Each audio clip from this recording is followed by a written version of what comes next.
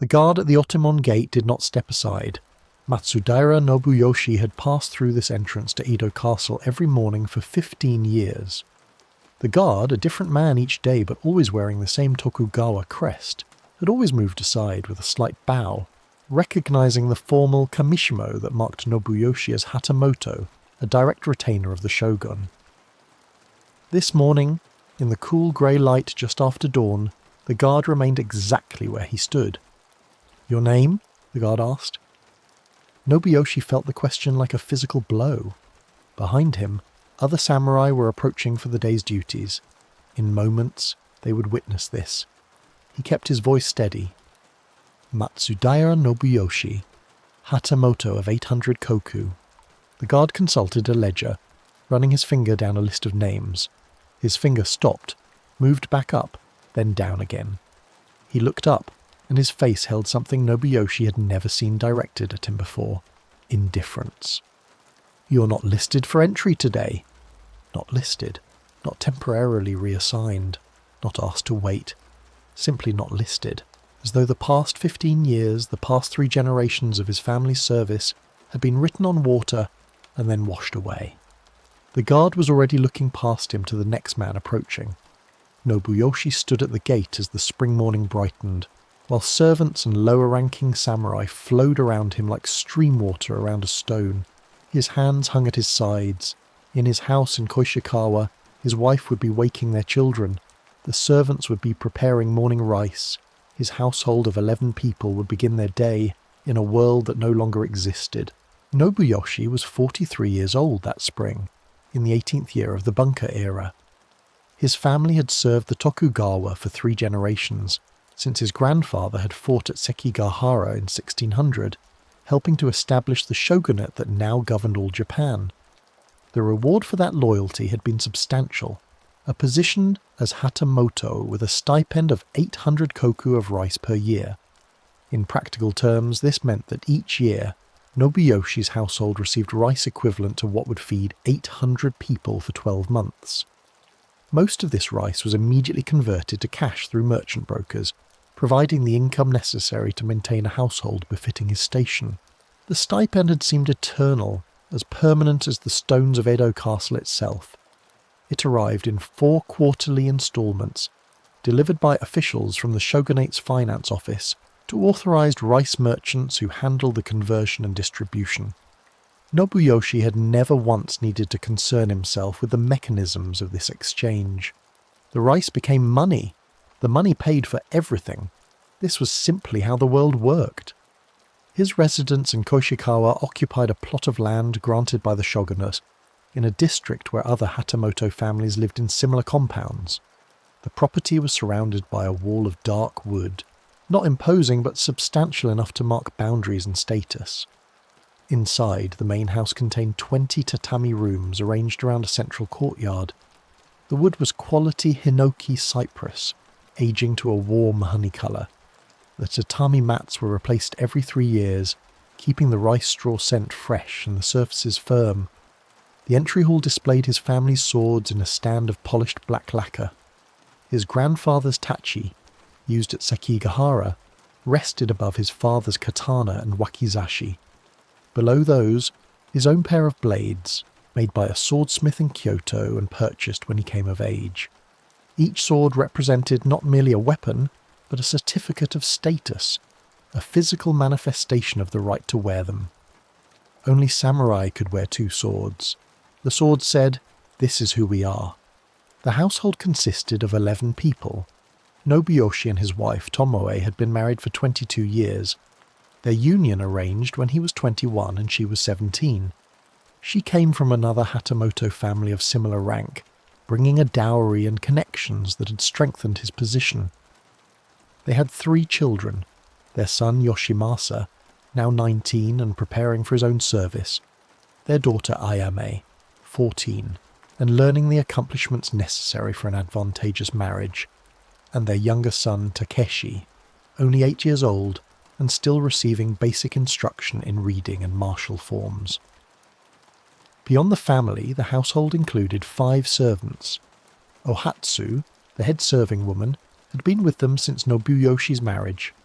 She managed the other servants, oversaw food preparation, and maintained the household accounts under Tomo's direction. Two younger serving women, Kinu and Saki, handled daily cleaning, laundry, and assisted with meal preparation. A manservant named Genbei managed the garden, maintained the buildings, and ran errands throughout the city. A groom named Heizo cared for their 2 horses and managed the small stable. In addition to the servants, Nobuyoshi employed 2 retainers, samurai of lower rank who served as assistants and attendants. Takeda Shinzo, 35 years old, had been with him for 7 years. Nakamura Katsuo, younger at 28, had joined the household 4 years ago. Both men came from families of ashigaru, foot soldiers, who had been elevated to low-ranking samurai status, but lacked the resources to maintain independent households. They received small stipends from Nobuyoshi's income, room and board, and the prestige of serving a Hatamoto family. In return, they accompanied him to the castle, managed correspondence, and provided the appearance of a properly staffed household. Each person in the household occupied a specific position in a structure that seemed as natural and unchangeable as the relationships between sky and earth. Nobuyoshi provided for all of them. They in turn performed the functions that maintained his status and allowed him to perform his duties at the castle. His daily routine had varied little in 15 years. He woke before dawn, while the city was still quiet except for the night watchmen making their final rounds. A servant would bring water warmed over charcoal, and he would wash his face and hands. He dressed carefully in the formal clothing required for castle attendants: hakama trousers of silk, a kamishimo vest with his family crest displayed prominently on the shoulders. The crest was 3 oak leaves arranged in a circle, granted to his grandfather along with the stipend and position. Breakfast was simple but proper: rice, miso soup with daikon radish and tofu, pickled vegetables, perhaps a small piece of grilled fish. He ate in the family's private room while Tomoe knelt across from him, serving tea. They spoke little in the early morning. After 22 years of marriage, much could be communicated in silence. He left the house as the sky began to lighten, walking through streets that were just coming alive. Shopkeepers opened wooden shutters. Water sellers made their rounds. The smell of cooking rice drifted from houses and from the stalls beginning to prepare for the day's business. Edo was a city of more than 1 million people, the largest city in the world, and even in the early morning it hummed with purpose and movement. The walk to Edo Castle took him through neighbourhoods that marked the careful stratifications of status. First, the district of Hatamoto residences like his own, substantial but not ostentatious, each compound similar to the next in a way that spoke of equivalent rank. Then he passed through areas where lower-ranking samurai lived in smaller houses, often shared between multiple families. Closer to the castle, the residences grew larger again. The estates of daimyo, the great lords who ruled entire domains but were required to maintain households in Edo and spend alternate years in attendance on the shogun. The castle itself dominated the landscape, its white walls rising from massive stone foundations that had required decades to construct. The outer moat reflected the sky. Guards checked credentials at each gate, marking the progressive movement from public space to the inner circles of power where only the highest-ranking samurai could enter. As Hatamoto, Nobuyoshi had access to areas denied to most. He passed through gates where guards nodded in recognition. He walked corridors where servants moved silently. His duties varied depending on the day's assignments. Sometimes he assisted in ceremonial functions, sometimes he reviewed documents related to domain administrations. Sometimes he simply waited in attendance, available should the shogun or his senior advisors require something. The work was rarely demanding in any physical sense. Its value lay in presence, in availability, in the demonstration of loyalty through proximity. A Hatamoto was always ready to serve. This readiness was itself the service. He returned home in the late afternoon, as the sun began its descent. Tomoe would have managed the household in his absence, directing the servants, receiving any visitors or messages, overseeing their children's education and activities. His son Yoshimasa often spent afternoons at a training hall, practicing swordsmanship with other young men of similar rank. His daughter Ayame studied tea ceremony, flower arrangement, calligraphy, and music. The accomplishments that would make her an appropriate wife for another samurai family. Young Takeshi divided his time between basic lessons in reading and writing and play that was already beginning to take the shape of martial training. Dinner was the day's main meal, taken as a family in the interior room that overlooked the small garden. The menu changed with the seasons. In spring, bamboo shoots and mountain vegetables. In summer, river fish and cold noodles. In autumn, matsutake mushrooms and chestnuts. In winter, hot pots with tofu and vegetables. The food was prepared carefully, but not luxuriously. Excessive display was vulgar, and besides, sumptuary laws restricted what even high-ranking samurai could consume. The laws were often ignored by the very wealthy, but Nobuyoshi's household observed them without particular resentment. This was simply how one behaved. After dinner there might be quiet conversation, or Tomoe might play the koto while Ayame practiced her shamisen. Sometimes Nobuyoshi reviewed documents brought home from the castle, or composed letters to relatives in other domains. Often he simply sat in contemplation, listening to the evening sounds of the city gradually quieting beyond the compound walls. The household's expenses were considerable but predictable. Rice for feeding 11 people, miso, vegetables, fish, and occasional meat, charcoal for heating and cooking, oil for lamps, replacement tatami mats, clothing appropriate to each person's station, silk for the family, cotton for the servants, but all of it well made and properly maintained. Fees for teachers, Yoshimasa's swordsmanship instructor, Ayame's tea ceremony and music masters, Takeshi's calligraphy tutor, gifts to maintain relationships with other families, contributions to temples and shrines, taxes to the shogunate, small bribes to officials whose goodwill smoothed various transactions. Tomoe managed these expenses with careful attention, working with Ohatsu to track every expenditure in ledgers written in neat columns. The 800 koku stipend, converted to currency, provided approximately enough to cover everything with a small margin for unexpected costs. Some years were tighter than others, particularly when something required replacement or repair. But the stipend arrived quarterly, regular as breath. The household adapted its spending to match income, and the balance was maintained. This was the structure of Nobuyoshi's life. Routine built on stipend, stipend guaranteed by service, service validated by bloodline and historical loyalty.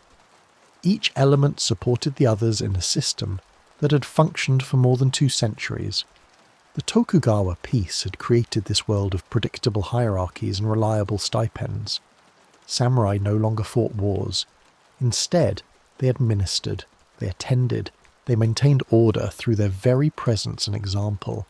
Standing at the castle gate on that spring morning, turned away for the first time in 15 years, Nobuyoshi understood that the entire structure had vanished. Without entry to the castle, there was no service. Without service, there was no justification for the stipend.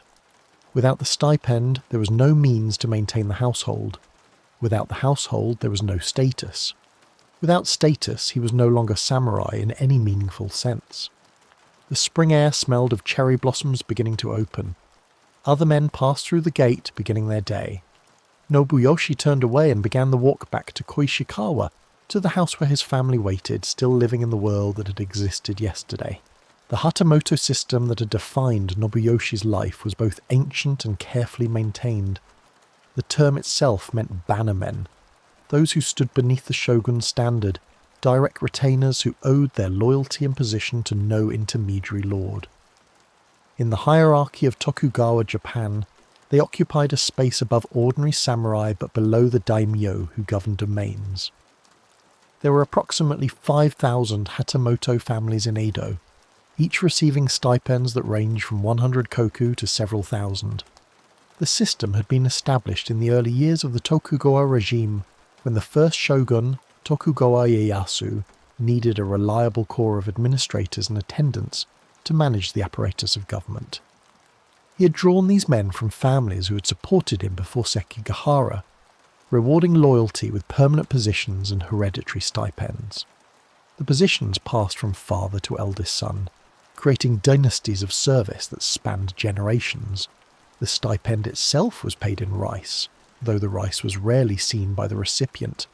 The shogunate maintained vast storehouses filled with rice collected as tax from domains throughout Japan. 4 times per year, at the beginning of each season, officials from the finance office would issue vouchers authorizing the release of specific quantities of rice. These vouchers were presented to authorized merchants, wealthy dealers who maintained relationships with both the shogunate and the Hatamoto families. The merchant would provide currency equal to the current market value of the rice, minus a handling fee. The rice itself would be sold by the merchant to whoever needed it. Townspeople, other domains, even back to the shogunate for feeding troops or disaster relief. This system meant that Hatamoto families lived on what was essentially a salary, though they would never have used that word. The amount was fixed, determined by the original grant and recorded in official registers. It could not be increased through merit or effort. It could, however, be reduced or eliminated entirely if the shogunate deemed such action necessary. The grounds for dismissal were formally defined but subject to interpretation. Incompetence in assigned duties could result in loss of position. So could moral failings, adultery with another samurai's wife, gambling debts that brought shame to one's house, drunkenness that led to public disturbance, or involvement in any form of commerce beyond the bounds of propriety. More seriously, any hint of disloyalty to the shogunate or involvement in domain politics contrary to shogunal interests could result in immediate dismissal and confiscation of property. But the most common reason for losing a Hatamoto position in recent decades had nothing to do with personal failing. It was simply that the shogunate's finances were under increasing strain. The stipend system required enormous quantities of rice to be collected, stored and distributed. The administrative costs were substantial, and as the population of Hatamoto families grew, as eldest sons inherited positions and younger sons were sometimes granted subsidiary positions, the total burden on the system increased while the rice tax revenue remained relatively static. Periodically, the shogunate conducted reviews of the Hatamoto registers, looking for positions that might be eliminated or reduced. Families whose service had been perfunctory, whose members had failed to distinguish themselves, whose historical claims were from battles now 2 centuries past. These became targets for reduction. The process was not openly discussed. There were no trials, no formal accusations, no opportunity for defence, and names simply disappeared from the roster. The quarterly rice voucher failed to arrive, and a family that had enjoyed samurai status for generations found itself without position, without income, and without recourse. This had been happening more frequently in recent years. Nobuyoshi knew of 3 other Hatamoto families in his district alone who had quietly lost their positions in the past decade. One family had managed to arrange for the eldest son to be adopted into another Hatamoto house, preserving at least one line of the family at reduced status. Another had sold most of their possessions and retreated to a small plot of land in a rural domain where distant relatives still maintained a village headman position. The third family had simply vanished from the neighbourhood. Nobuyoshi had heard rumours that the father had taken work as a tutor for a wealthy merchant's children, teaching reading and martial etiquette to boys whose grandfather had been selling fish from a stall. The prospect had always seemed distant to Nobuyoshi. His family's service was distinguished. His grandfather had fought at Sekigahara. His father had served for 40 years without incident. He himself had performed his duties conscientiously, attending when required, completing assignments competently if not brilliantly, maintaining proper relationships with other families, avoiding scandal or debt. There had seemed no reason to worry. But he had not understood, had not allowed himself to understand, that distinguishment no longer mattered when the system itself was contracting. The shogunate needed fewer Hatamoto, not because individual families had failed, but because the entire structure of stipends had become unsustainable. Men who had done nothing wrong were losing their positions simply because their positions no longer needed to exist. The walk back to Koishikawa took longer than usual. Nobuyoshi did not hurry. There was no urgency now.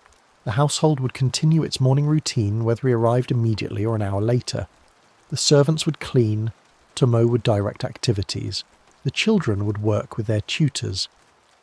Everything would proceed normally until he walked through the gate and spoke the words that would shatter that normality. He noticed details of the city that usually passed unnoticed. A woman sweeping the street in front of her house, methodical strokes of the broom creating patterns in the dust. A cat sleeping in a patch of sunlight on a wooden fence, utterly content. The smell of soy sauce from a shop where barrels of fermenting beans lined the walls.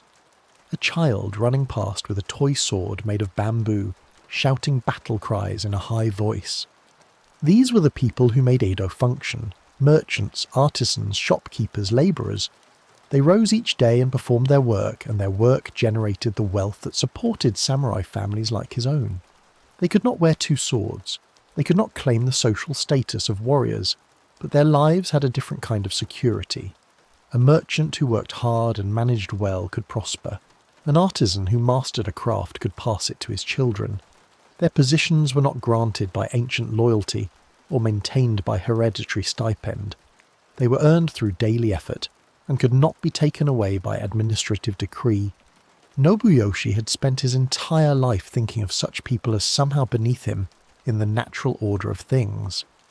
Now, walking through streets where they lived and worked, he wondered if perhaps they had been the fortunate ones all along.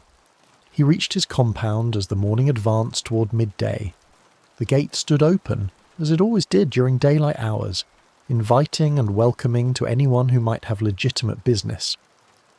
Genbei was trimming branches from the pine tree in the garden, working with the careful attention that kept the tree's shape harmonious with the space around it. Nobuyoshi paused at the gate, looking at his home as if seeing it for the first time. The wood of the walls, weathered to silver grey in places, solid and well-maintained. The roof tiles arranged in precise rows, each one seated properly to keep out rain. The garden with its carefully placed stones and the single pine tree, now nearly 60 years old. Everything spoke of permanence, of generations dwelling in this place. The house and land were not owned by his family. They were granted for use as long as the Hatamoto position continued. Without the position, there would be no right to remain here. The house would be reassigned to another family or left vacant or demolished if the shogunate deemed the land useful for some other purpose. Inside, he could hear the sound of his daughter practicing the shamisen, the three-stringed instrument's voice rising and falling in a melody he recognized but could not name. Somewhere deeper in the house, his younger son was reciting characters under his tutor's direction, the child's voice high and careful as he pronounced each one. Tomoe appeared from the interior, moving through the corridor with the quiet grace that characterized her every action. She saw him and stopped, her face showing surprise at his presence at this hour. Then she looked at his face more carefully, and the surprise transformed into something else. Concern. Understanding. She had been samurai born. She knew what it meant when a man returned home at this hour instead of completing his day at the castle. She approached and knelt, and he knelt facing her. Around them, the house continued its rhythms, the shamisen music, the recitation of characters, the sound of servants working in the kitchen, preparing the midday meal. Life proceeding as if nothing had changed. "I was not permitted entry this morning," Nobuyoshi said. His voice remained steady. He would not allow it to shake, would not show weakness even here, especially here. "My name has been removed from the roster." Tomo's face remained composed, but her hands, folded in her lap, tightened slightly. "Was any reason given?" "No reason is given. I was simply told I was not listed." He paused, then continued, "There will be no formal notification. No explanation. The quarterly rice voucher will not arrive next month. We must assume the position is ended. She absorbed this, still kneeling motionless, still maintaining the perfect composure that had been trained into her since childhood. A samurai wife did not wail or weep or display distress. She received information and responded with dignity.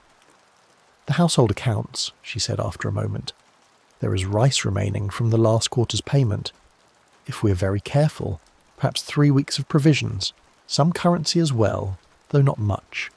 The next quarter's payment was due in 4 weeks, which will not arrive." Nobuyoshi looked toward the interior of the house, toward the sounds of his children continuing their studies in ignorance of what had occurred.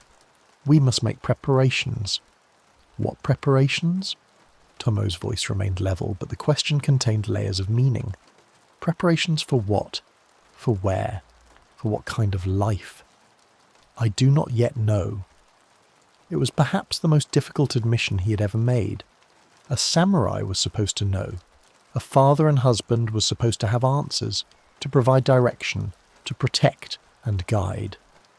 "I must understand our situation first. The accounts, the obligations, what resources we have." Tomoe nodded once. "I will have a Hatsu prepare the ledgers." "Should we inform the household?" "Not yet.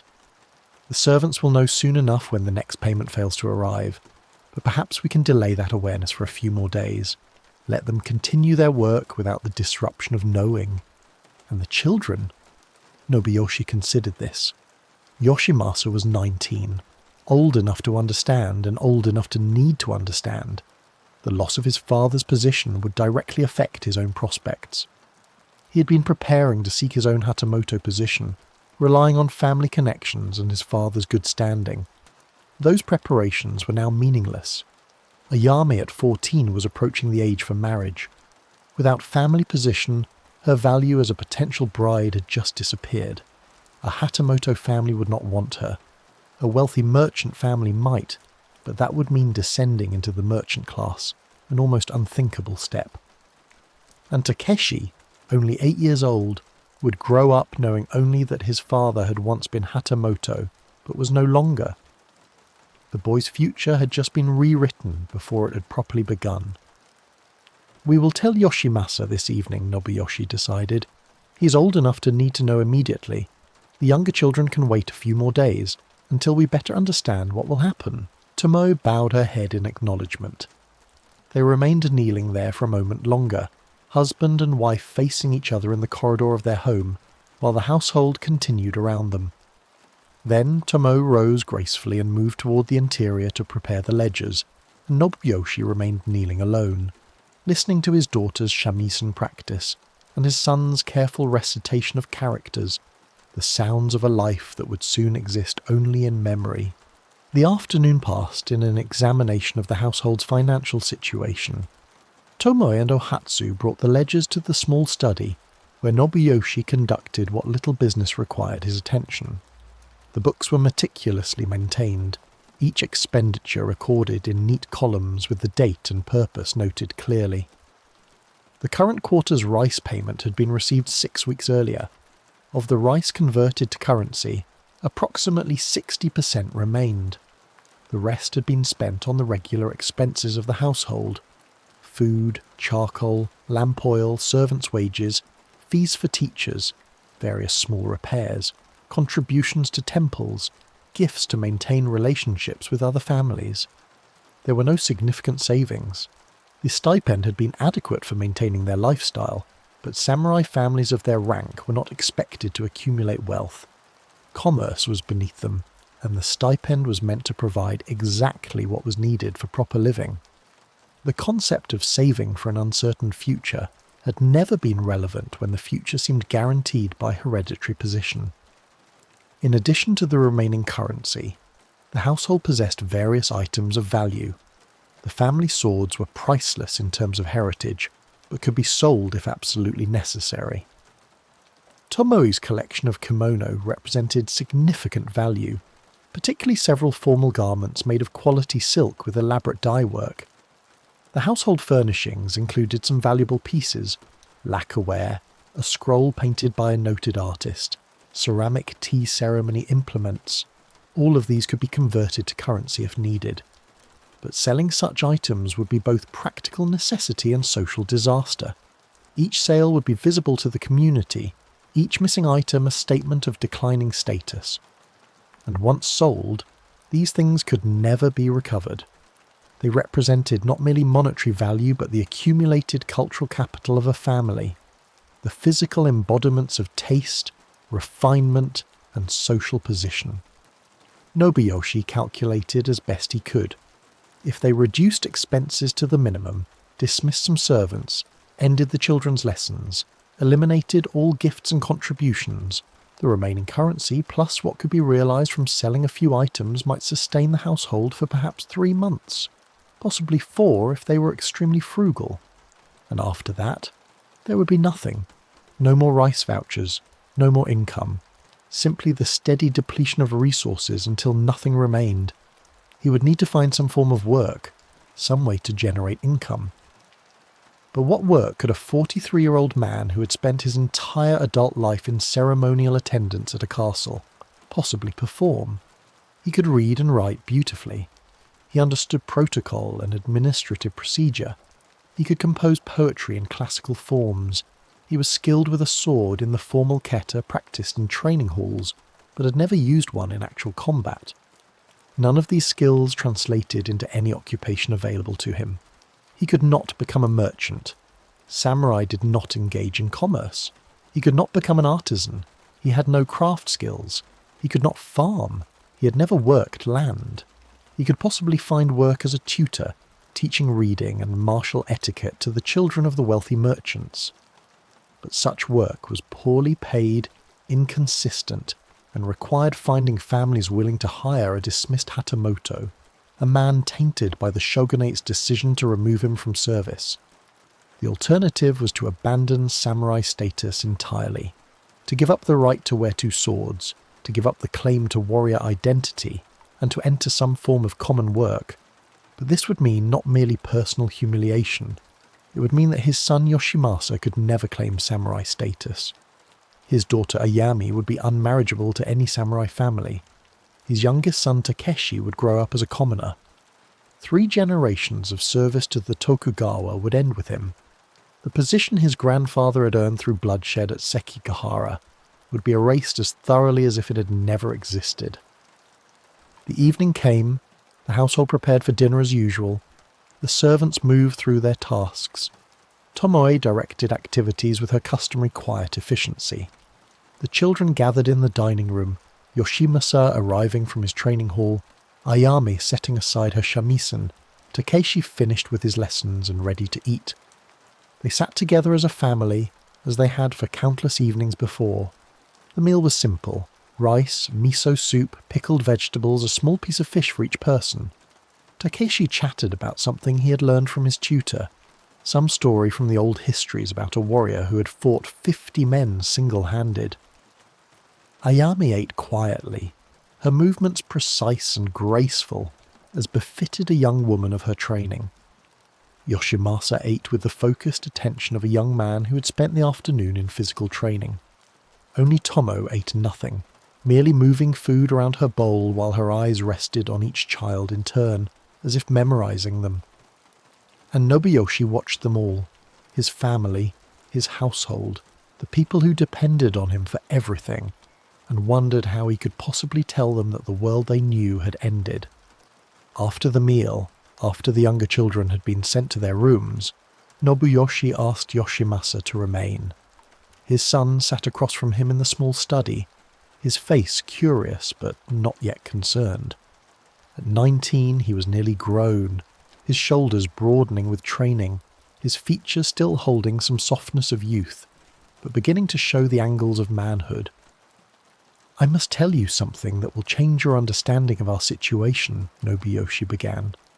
He kept his voice level, informative rather than emotional. "This morning I was denied entry to the castle. My name has been removed from the Hatamoto roster. Our family's position has been eliminated." Yoshimasa stared at him.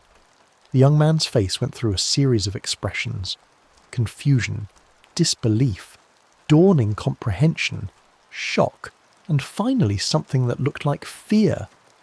But why? What did you do? Nothing. I did nothing wrong. The shogunate is reducing the number of Hatamoto families. Many positions have been eliminated in recent years. Ours is simply one among many. But our family has served since Sekigahara, our grandfather. I know, it does not matter. The decision has been made. Nobuyoshi paused, then continued. You need to understand what this means. It means there will be no more stipend, no more income, no more position. It means your own prospects have changed.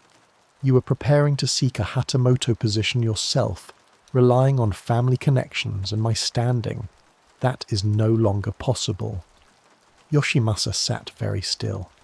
His hands, resting on his knees, had formed into fists. What will happen to us? I do not yet know. I'm still determining our options. We have resources that will sustain us for a few months. After that. He trailed off, not yet ready to speak about the decisions that would need to be made. I am telling you now because you are old enough to understand and old enough that this affects you directly. Your sister and brother will be told soon, but I wanted you to know first. What should I do? The question came out quietly, and hearing it, Nobuyoshi felt something crack inside his chest. His son, trained since childhood to become samurai, to follow the path of warrior service, now asking what to do because that entire path had vanished. For now, continue your training. Continue your studies. Nothing changes immediately, but begin to think about other possibilities, other paths that might be available. Even as he said it, Nobuyoshi was not sure what other paths existed, but his son needed to hear something that sounded like direction, like leadership, like a father who still knew how to guide.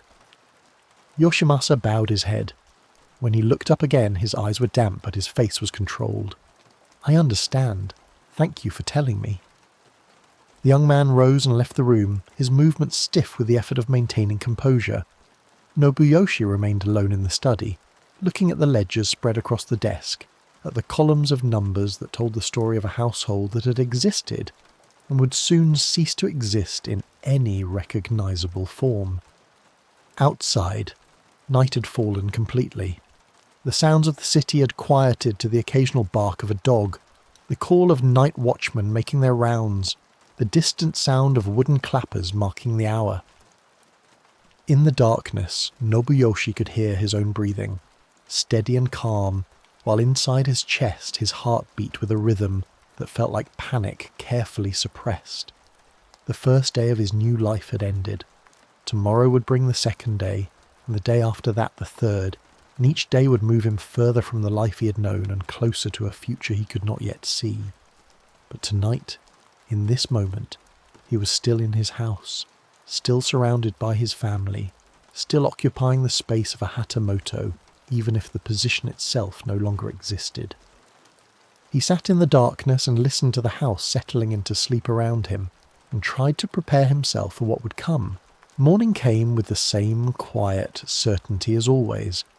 Nobuyoshi woke before dawn, as he had for decades, his body responding to rhythms established over a lifetime. For a moment, in the space between sleep and full waking, everything seemed normal. Then memory returned, and with it the weight of the previous day's events. He did not rise immediately to dress for the castle. There was no longer any reason to attend.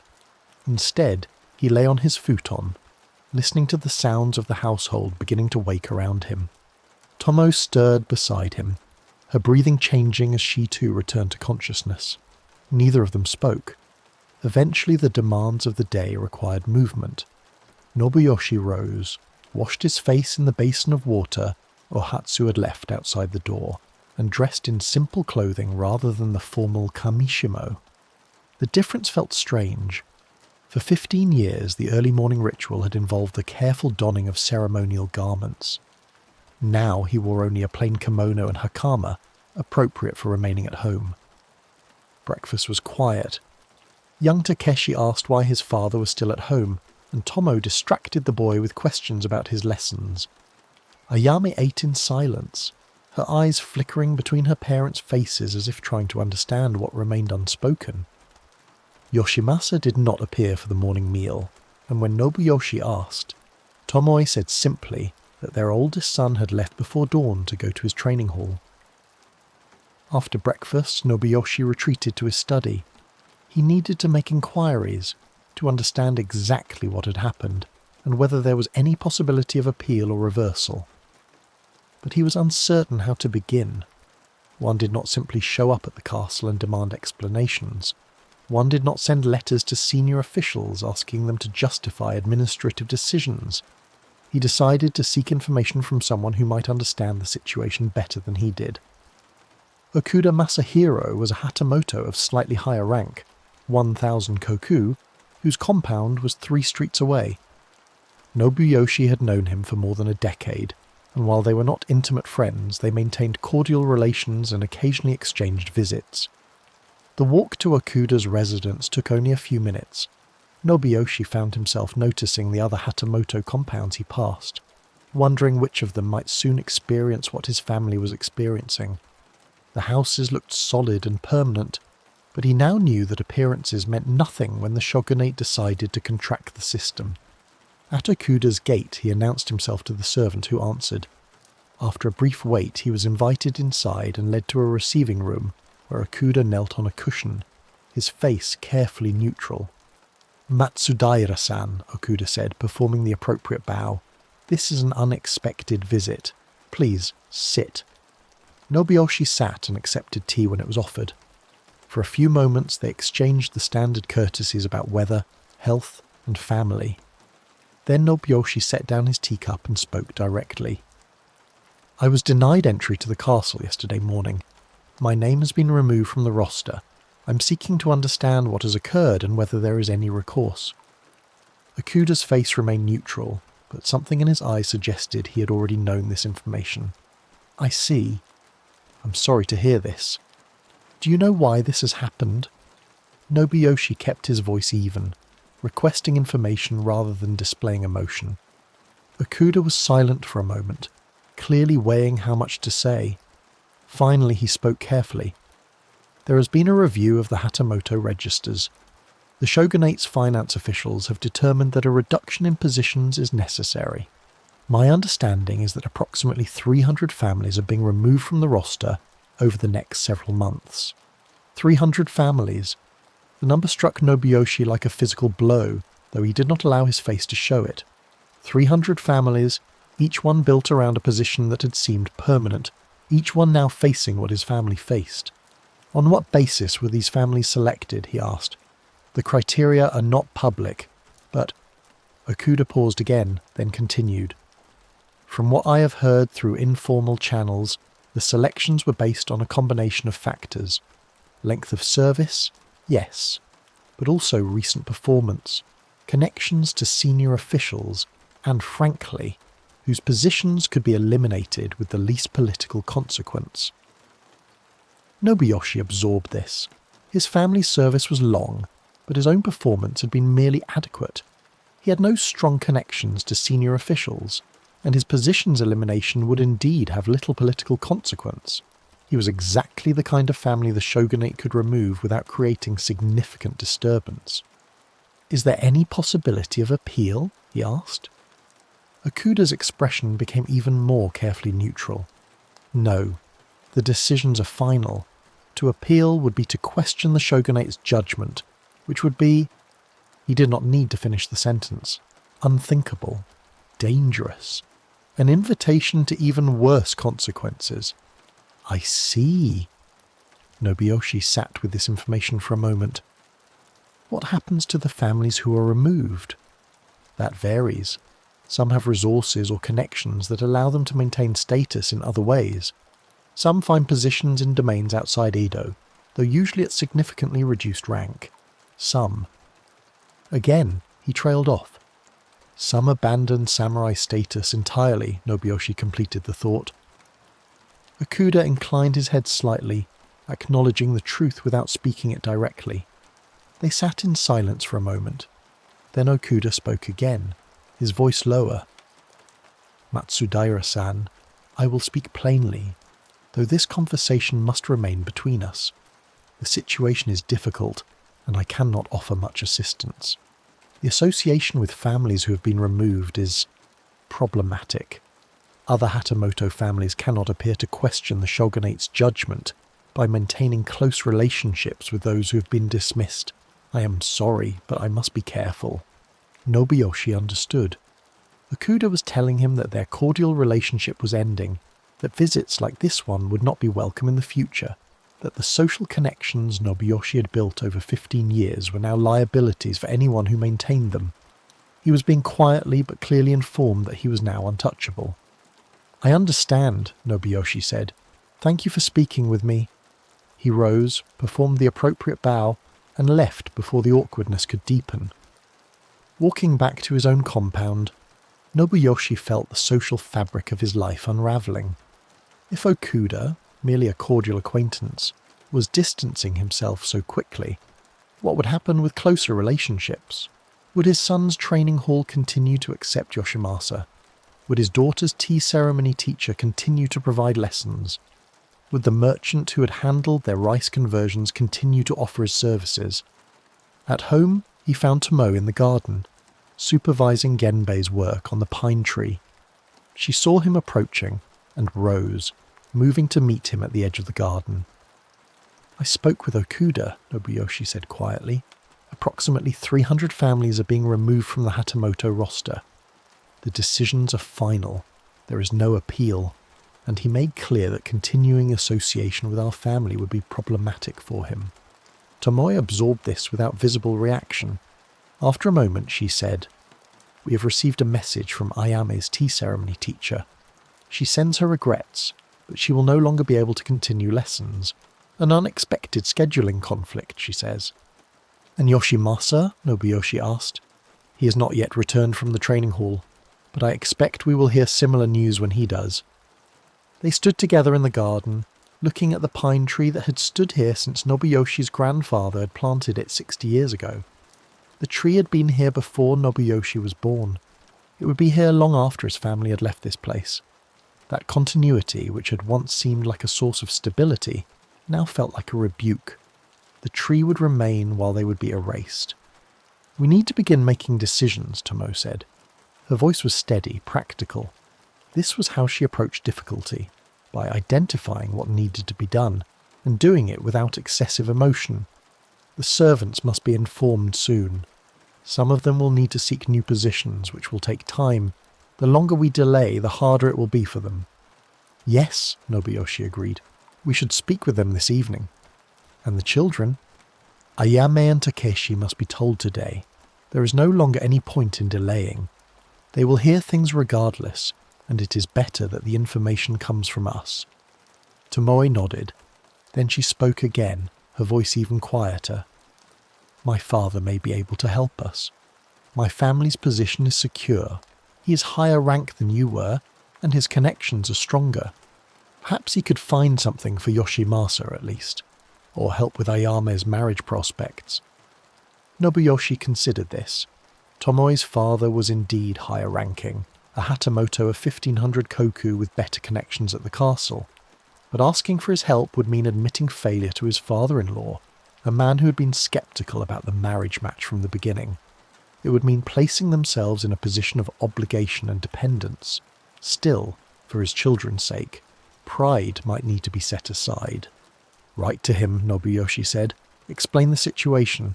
Ask if he is willing to receive a visit from me." Tomoe bowed slightly, acknowledging the instruction. She moved back toward the house to compose the letter, leaving Nobuyoshi alone in the garden with Genbei, who continued his work on the pine tree as if nothing had changed at all. The afternoon brought Yoshimasa home from the training hall, and the young man's face told Nobuyoshi everything he needed to know before any words were spoken. They went to the study, and Yoshimasa knelt across from his father, his shoulders slumped in a way that would have earned him a sharp reprimand from his instructors under other circumstances. "The training hall master informed me that my family's situation has changed," Yoshimasa said, his voice carefully controlled. "He said that while I am always welcome to practice in the informal sessions open to all, the formal advanced training is reserved for those who are actively preparing for Hatamoto service. Since that is no longer applicable to my situation, he feels it would not be appropriate for me to continue. I see. Nobuyoshi kept his voice neutral, though anger burned in his chest. The training hall master had been accepting their fees for years, praising Yoshimasa's dedication and skill. Now, within one day of learning of their changed circumstances, he had dismissed his student with polite words that barely concealed contempt. "Father," Yoshimasa said, and now his voice cracked slightly. "What am I supposed to do? I've trained my entire life for samurai service. I know nothing else. I can do nothing else." Nobuyoshi looked at his son, seeing the fear and confusion in the young man's face, and felt the full weight of his own failure. He had raised his son to follow a path that no longer existed. He had given the boy skills that were now useless, and he had no answer to offer, no alternative path to suggest, no wisdom to share that would make any of this easier to bear. "You will adapt," Nobuyoshi said finally, knowing how inadequate the words were. "We will all adapt. Humans have remarkable capacity to adjust to changed circumstances. You are strong and intelligent and capable. These qualities do not disappear simply because one particular path is closed." Yoshimasa bowed his head, and Nobuyoshi saw his son's shoulders shaking slightly with suppressed emotion. He wanted to reach out, to place a hand on the young man's shoulder, to offer some physical comfort. But that was not how samurai fathers interacted with their nearly grown sons. So he sat and watched his son struggle with grief and fear, and offered no comfort beyond inadequate words. In the evening the household gathered in the main room. All 11 people were present. The family of 5, the 5 servants, and the 2 retainers. Nobuyoshi knelt at the head of the room, with Tomo beside him. The others arranged themselves in order of rank and position. He spoke clearly and simply, explaining what had occurred and what it meant. His name had been removed from the Hatamoto roster. The stipend would no longer be paid. The household would need to be dissolved. The servants would need to seek new positions. The retainers would need to find other houses to serve. He watched their faces as he spoke. Ohatsu, the head serving woman who had been with them for 22 years, kept her expression composed but her hands twisted in her lap. The younger serving women, Kinu and Saki, looked frightened. Genbei, the manservant, sat with his eyes downcast. Heizo, the groom, stared straight ahead with the blank expression of someone trying to process information that seemed impossible to believe. The 2 retainers, Takeda and Nakamura, maintained better composure, though their faces were tight with concern. They were samurai, even if of low rank, and they had been trained to control their reactions, but their positions were perhaps even more precarious than the servants. At least the servants could find work in other households relatively easily. Lower-ranking samurai retainers without a house to serve were in an uncertain position, caught between their warrior status and their lack of resources. "I will provide what assistance I can," Nobuyoshi continued. "I will write letters of recommendation. I will speak with other households about positions, and I will provide severance payments from our remaining resources, though these will necessarily be modest." Ohatsu spoke up, her voice steady despite the circumstances. "When should we begin seeking new positions, Matsudaira-sama?" "Immediately. The sooner you find new situations, the better. I will not hold anyone to any extended period of notice. Your first responsibility is to secure your own future." She bowed her head in acknowledgement. The others remained silent, absorbing the information, beginning to understand how thoroughly their lives had just been transformed. After dismissing the household, Nobuyoshi gathered his 3 children in the family's private room. Takeshi, only 8 years old, sat between his older siblings, his face confused, but not yet truly frightened. Ayame sat with perfect posture, her face composed but her eyes red from crying she'd done privately after the tea ceremony teacher's dismissal. Yoshimasa sat with his head bowed, still processing the day's events. "You all understand that our situation has changed," Nobuyoshi began. "I want to explain what this means for each of you." He looked at Yoshimasa first. "Your prospects for Hatamoto service no longer exist. We will need to consider other options for your future. This may mean finding a position in a domain outside Edo. or it may mean considering other forms of work. I know this is not what you trained for, but we must be practical." To Ayame, he said, "Your marriage prospects have changed. We will no longer be able to arrange a match with another Hatamoto family. We must consider other possibilities. Your grandfather may be able to help. If not, we will explore other options." And to Takeshi, the youngest, he said, "You will continue your education as long as we are able to provide it. But you must understand that your future will be different from what you expected. You will need to be flexible and strong." The three children sat in silence, each processing what they had heard. Finally, Ayame spoke, her voice quiet but clear. "Will we lose our home?" "Yes," Nobuyoshi said. He would not lie to them. "The house and land are granted as part of the Hatamoto position. Without the position, we have no right to remain here. We will need to leave, probably within a few months." "Where will we go?" Takeshi asked, his voice very small. "I do not yet know. But we will find somewhere, and we will be together as a family." It was a promise he was not entirely sure he could keep, but he spoke it with certainty because that was what his children needed to hear. The days that followed moved with a strange combination of urgency and paralysis. There were countless tasks that needed to be accomplished, decisions that needed to be made, actions that needed to be taken. Yet each task seemed impossibly difficult, and each decision led only to more impossible choices. The servants began seeking new positions immediately. Ohatsu used her connections within the community of household staff to make inquiries with other families. Within a week, she had secured a position with a Hatamoto family 2 districts away. A position with somewhat lower status and slightly reduced wages, but secure employment with people who respected her skills.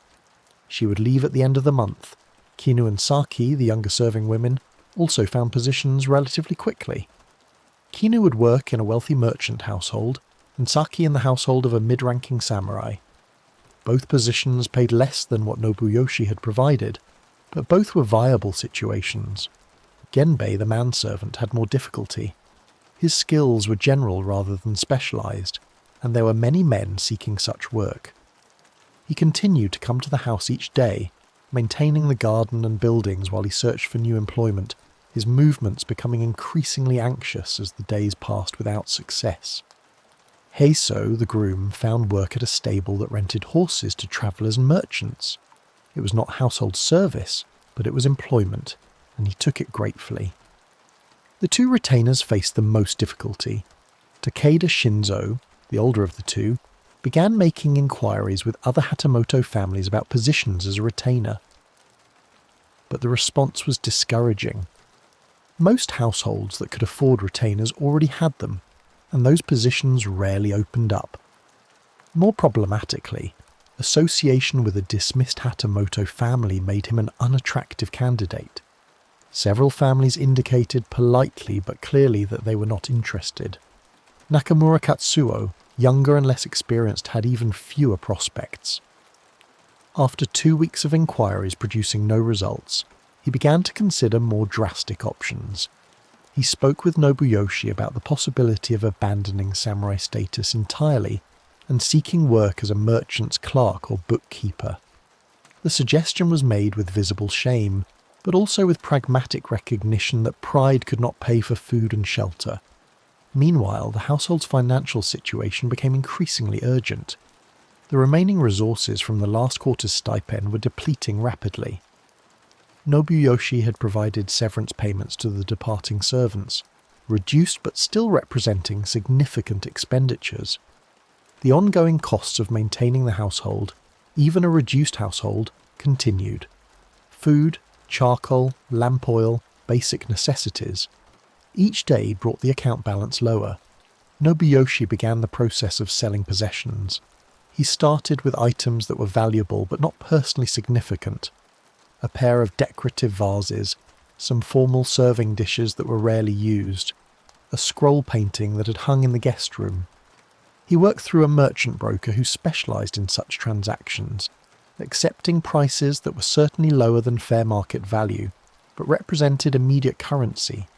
Each sale felt like cutting away a piece of his family's identity. These objects had been acquired over years, sometimes over generations. They represented not merely monetary value but taste, cultivation, social status. Selling them was an admission that the family no longer needed such things because the status they represented no longer existed. Tomoe's letter to her father had been sent, but the response was slow in coming. Nobuyoshi understood that her father was likely considering the situation carefully, weighing the obligation to help his daughter against the potential complications of becoming entangled with a dismissed Hatamoto family. Each day without a response made it more likely that the response, when it came, would not be favourable. Yoshimasa spent his days in a kind of anxious limbo. Without the training hall to attend, without preparation for Hatamoto service to occupy him, he had no clear purpose. He rose late, ate little, and spent hours sitting in the garden staring at nothing. Nobuyoshi tried to engage him in productive activity, helping to inventory household items, composing letters seeking information about positions in domains outside Edo. But the young man moved through these tasks mechanically, clearly struggling with a depression that Nobuyoshi did not know how to address. Ayame, by contrast, threw herself into intensified practice of her accomplishments. Without a teacher, she practiced tea ceremony alone, going through the movements from memory. She played her shamisen for hours each day, working through pieces until her fingers were sore. She painted, she practiced calligraphy, she studied poetry. It was as if she believed that perfecting these skills might somehow restore what had been lost, might make her marriageable despite the family's changed circumstances. Even Takeshi had adapted, making friends among the children in Tominagacho, learning the games and language of commoner life. He still received lessons from Nobuyoshi each morning, but he also learned from the street, from other children, from the merchants and artisans who filled the neighbourhood. One evening Nobuyoshi sat in his study reviewing the household accounts when Tomoe appeared at the door. She knelt and spoke quietly. "A letter has arrived from my father." Nobuyoshi set down his brush and waited. Tomoe's face was composed, but he could read the tension in her shoulders. He expresses his sympathy for our situation. He says that he wishes he could provide more assistance, but his own circumstances make it difficult. He cannot offer a position for Yoshimasa, as he has no positions available. Regarding Ayame, he says that he will make some inquiries, but he is not optimistic about finding a suitable match. Nobuyoshi listened to this careful recitation and heard what was actually being communicated. Tomoe's father was declining to help. The reasons given were polite fictions. A Hatamoto of his rank certainly had some ability to assist, if he chose to do so. He was choosing not to, either because he felt the obligation was insufficient, or because he feared the association would damage his own standing. "I see," Nobuyoshi said. "Thank you for informing me." Tomoe remained kneeling at the door. After a moment she spoke again, her voice even quieter. "My father and I have never been close. He disapproved of our marriage from the beginning. He felt I was marrying beneath what my family's status deserved. I argued with him, insisted that your family's service was distinguished and your prospects were good. He gave his permission, but reluctantly." Nobuyoshi had known some of this, though Tomoe had never spoken of it so directly. He waited for her to continue. "I was a foolish girl of 17 who believed that loyalty and dedication mattered more than political connections.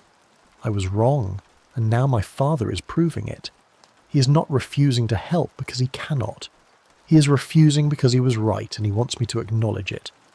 "You could go to him," Nobuyoshi said quietly. "Take the children. Return to your father's house. He would have to accept you, and at least you and the children would have security." Tomoe looked at him with an expression he could not read. "Is that what you want me to do?" "No, but I'm considering what is best for you and the children, separate from what is best for me." "We are a family," Tomoe said firmly. "Whatever happens, we will face it together. I did not marry you only for the stability of your position. I married you because you were honourable and dedicated and kind. Those qualities do not disappear because the shogunate has made an administrative decision. We will find a path forward together." Nobuyoshi felt something in his chest tighten and release simultaneously. He had expected many possible reactions from his wife, but this fierce loyalty was more than he had dared to hope for. "Thank you," he said simply. Tomo bowed and rose to leave. At the door she paused and spoke over her shoulder. "We should begin preparing to leave this house. The sooner we find new lodgings, the more control we will have over where we go and under what circumstances. If we wait until we are forced to leave, we will have no options." She was right, of course. Practical as always. They could not remain here indefinitely, pretending that their circumstances had not changed. They needed to act while they still had some resources, some agency, some ability to make choices rather than simply reacting to necessity. "I will begin making inquiries tomorrow," Nobuyoshi said. The next morning he dressed in his plainest clothing and set out to explore neighbourhoods where they might be able to afford lodging. He could not go to the Hatamoto districts or the areas where higher-ranking samurai lived. Those areas were beyond their resources now, and would also represent an embarrassing attempt to maintain a status they no longer held. Instead, he walked through areas where lower-ranking samurai lived, where Ashigaru families maintained small houses, where Ronin, masterless samurai, took rooms in boarding houses. These were not neighbourhoods he had spent much time in during his years as Hatamoto.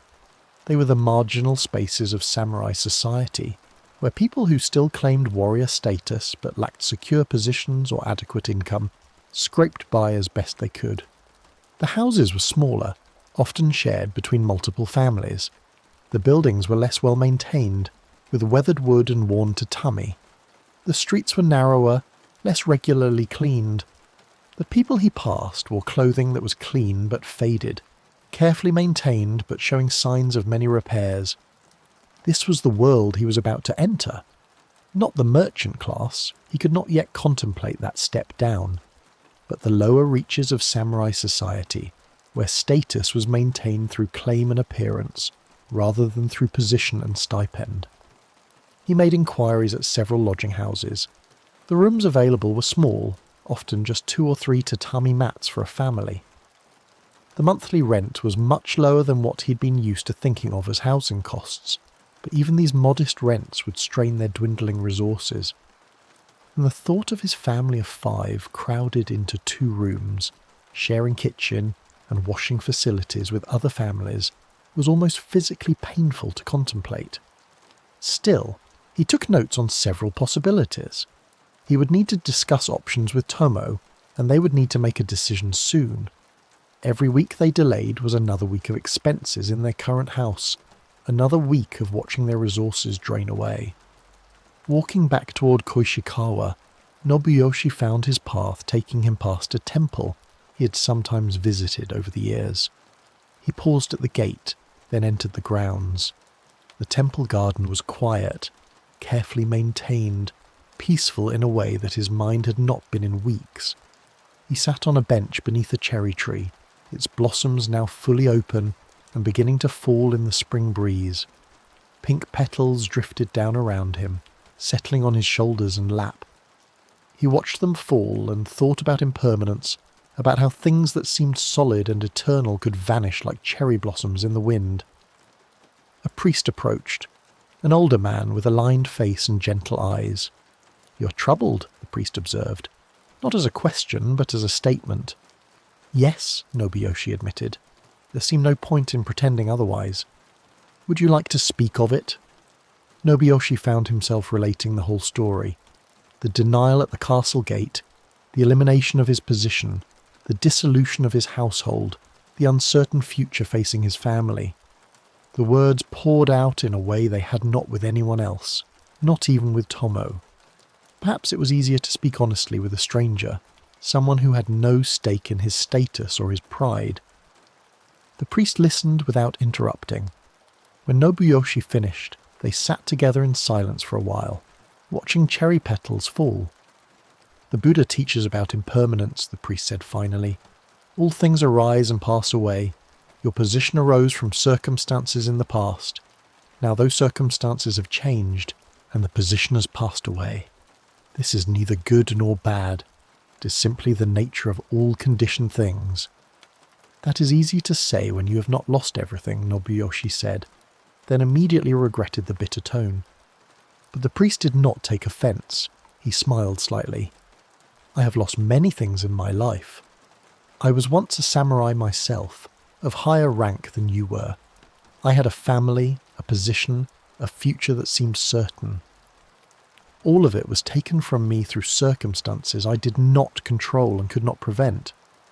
I came here with nothing, seeking understanding of why such things happen. I learned that the question why is less important than the question what now." Nobuyoshi looked at the priest with new eyes, seeing traces of the samurai he had once been beneath the simple robes. "What did you do?" "I accepted that my old life was gone. I stopped trying to recover it or recreate it. I opened myself to a different path, one I would never have chosen if I had been given a choice. And I found peace, though it took many years to find. My children have no responsibility for what has happened, yet they will bear the consequences.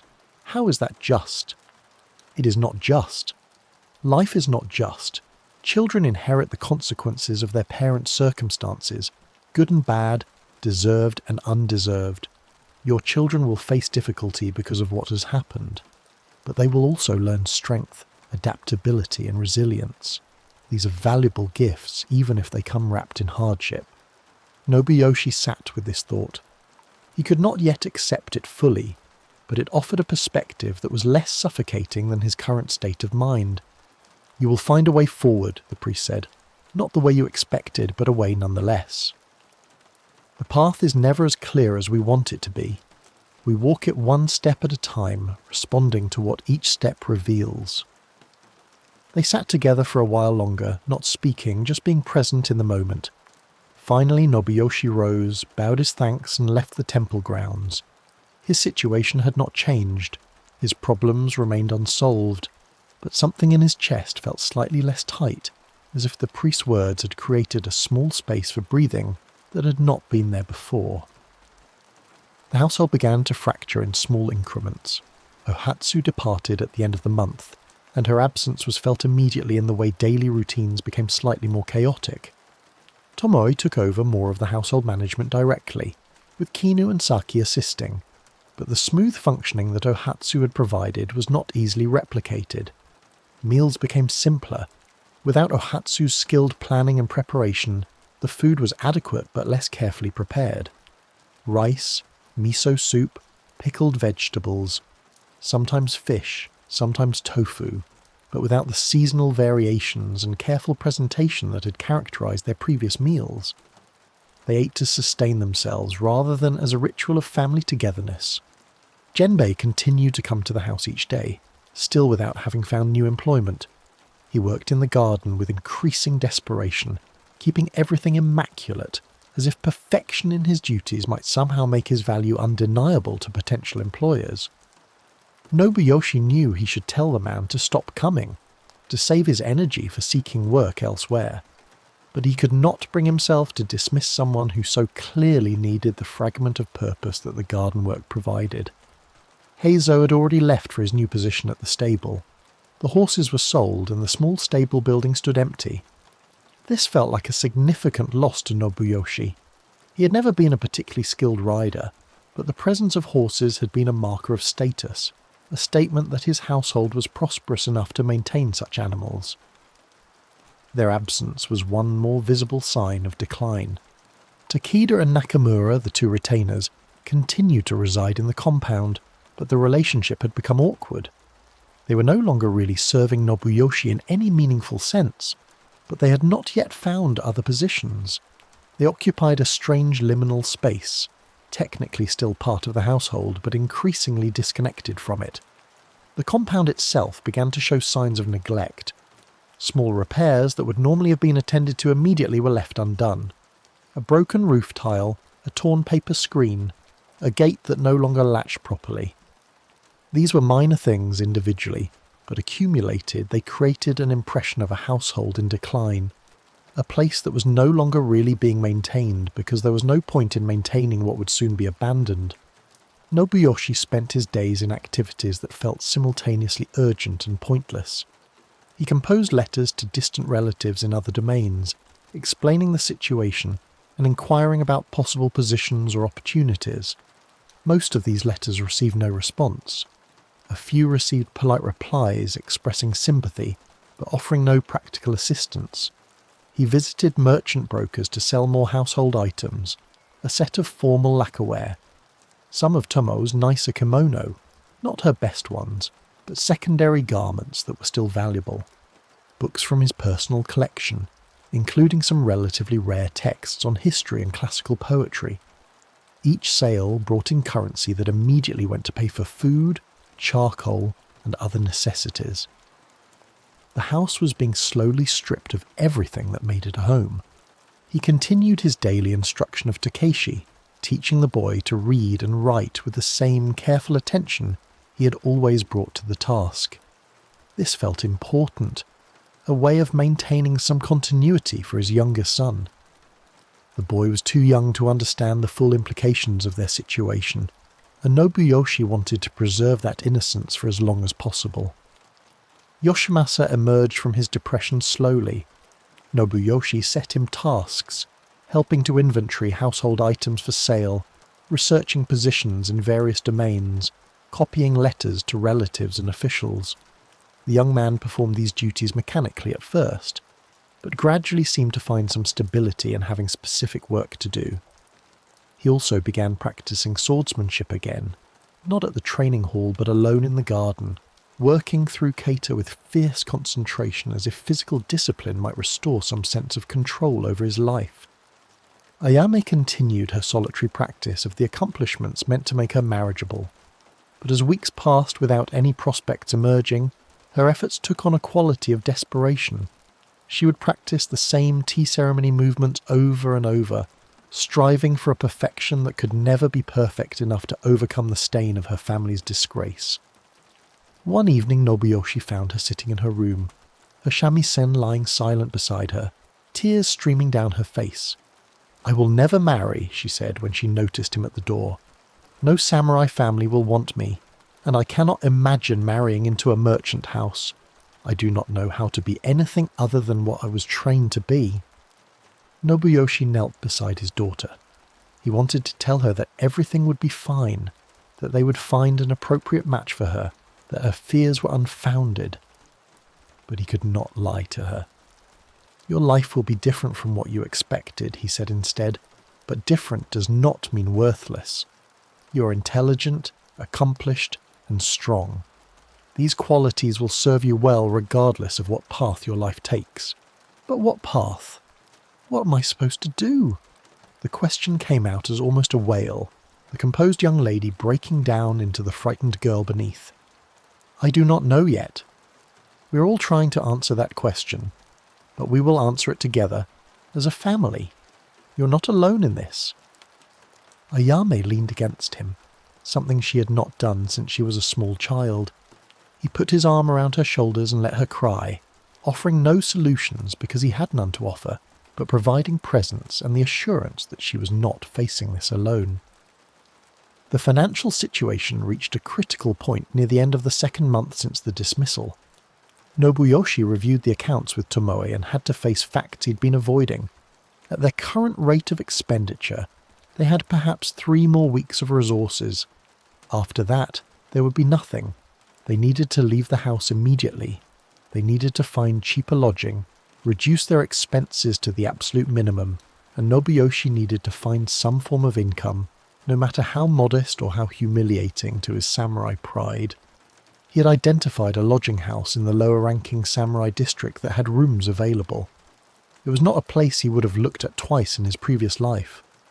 The building was old, the rooms tiny, the facilities shared between multiple families.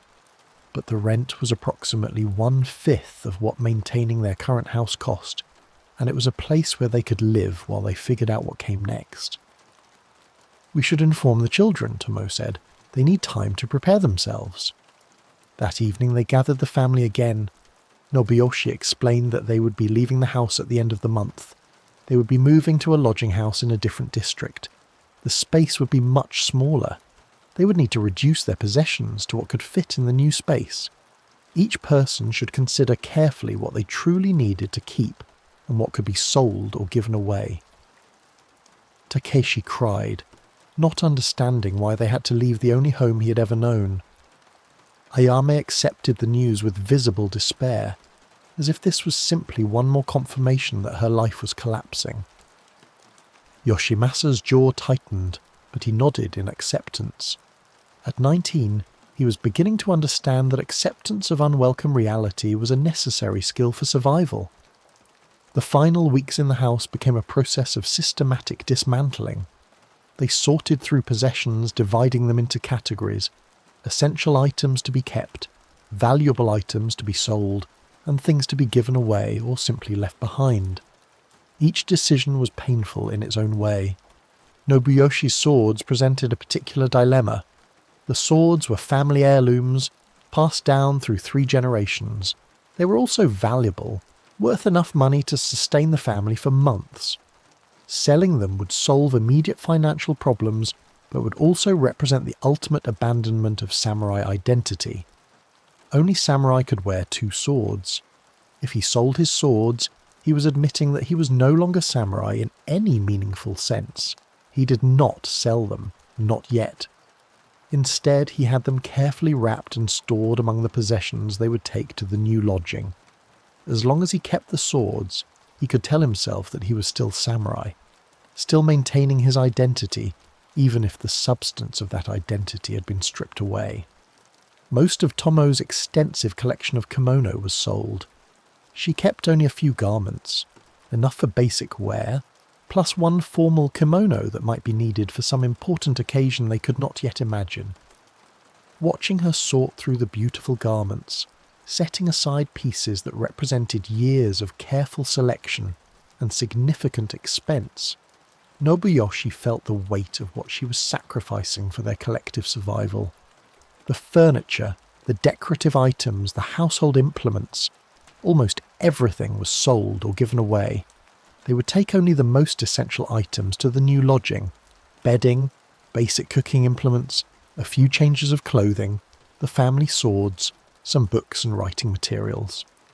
Genbei helped with the physical work of sorting and packing, still coming to the house each day despite still not having found new employment.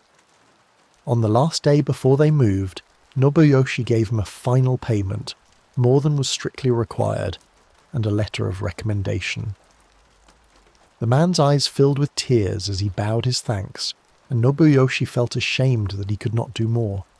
Takeda and Nakamura, the 2 retainers, had finally found positions. Takeda had secured a place as a retainer for a Hatamoto family in a distant district. The position was with a family of lower rank than Nobuyoshi's had been, but it was employment. Nakamura had taken a more drastic step.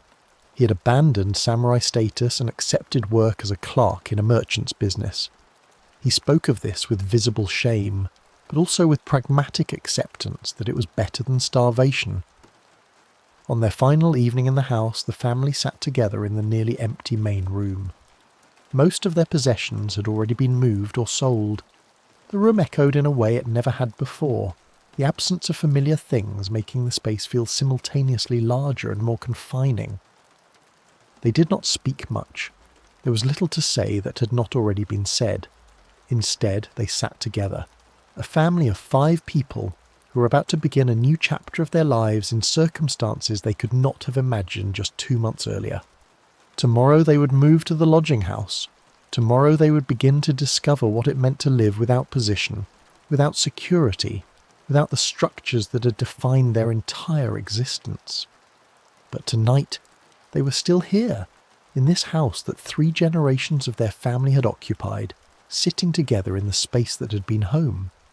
Outside, cherry blossoms had finished falling. The garden was green with spring growth. The pine tree stood where it had stood for 60 years, indifferent to the human dramas playing out beneath its branches. Tomorrow other people would occupy this space, would call it their home, would build their own stories within these walls. But tonight, for a few more hours, it was still theirs. The lodging house was in a district called Tominaga-cho, an area where lower-ranking samurai, ronin, and the downwardly mobile maintained whatever shred of warrior status they could claim. The building itself was a 3-story structure that had been converted from a merchant warehouse. 24 rooms, each one approximately 4 tatami mats in size, housed families and individuals in various states of reduced circumstances. The room Nobuyoshi had arranged for his family was on the second floor, facing an internal courtyard rather than the street. 4 tatami mats, approximately 72 square feet, for 5 people.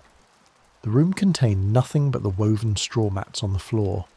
No separate sleeping quarters, no private kitchen, no garden. Shared washing facilities at the end of the hall. A communal kitchen on the ground floor where residents could prepare food on a limited number of cooking surfaces, negotiating timing and space with neighbours. They moved in on a rainy morning in late 4th month. The landlord, a sour-faced man named Watanabe, showed them to the room and explained the rules with the air of someone who had given this speech many times before. Rent was due at the beginning of each month. No loud noise after dark. No unauthorised visitors. No fires in the rooms.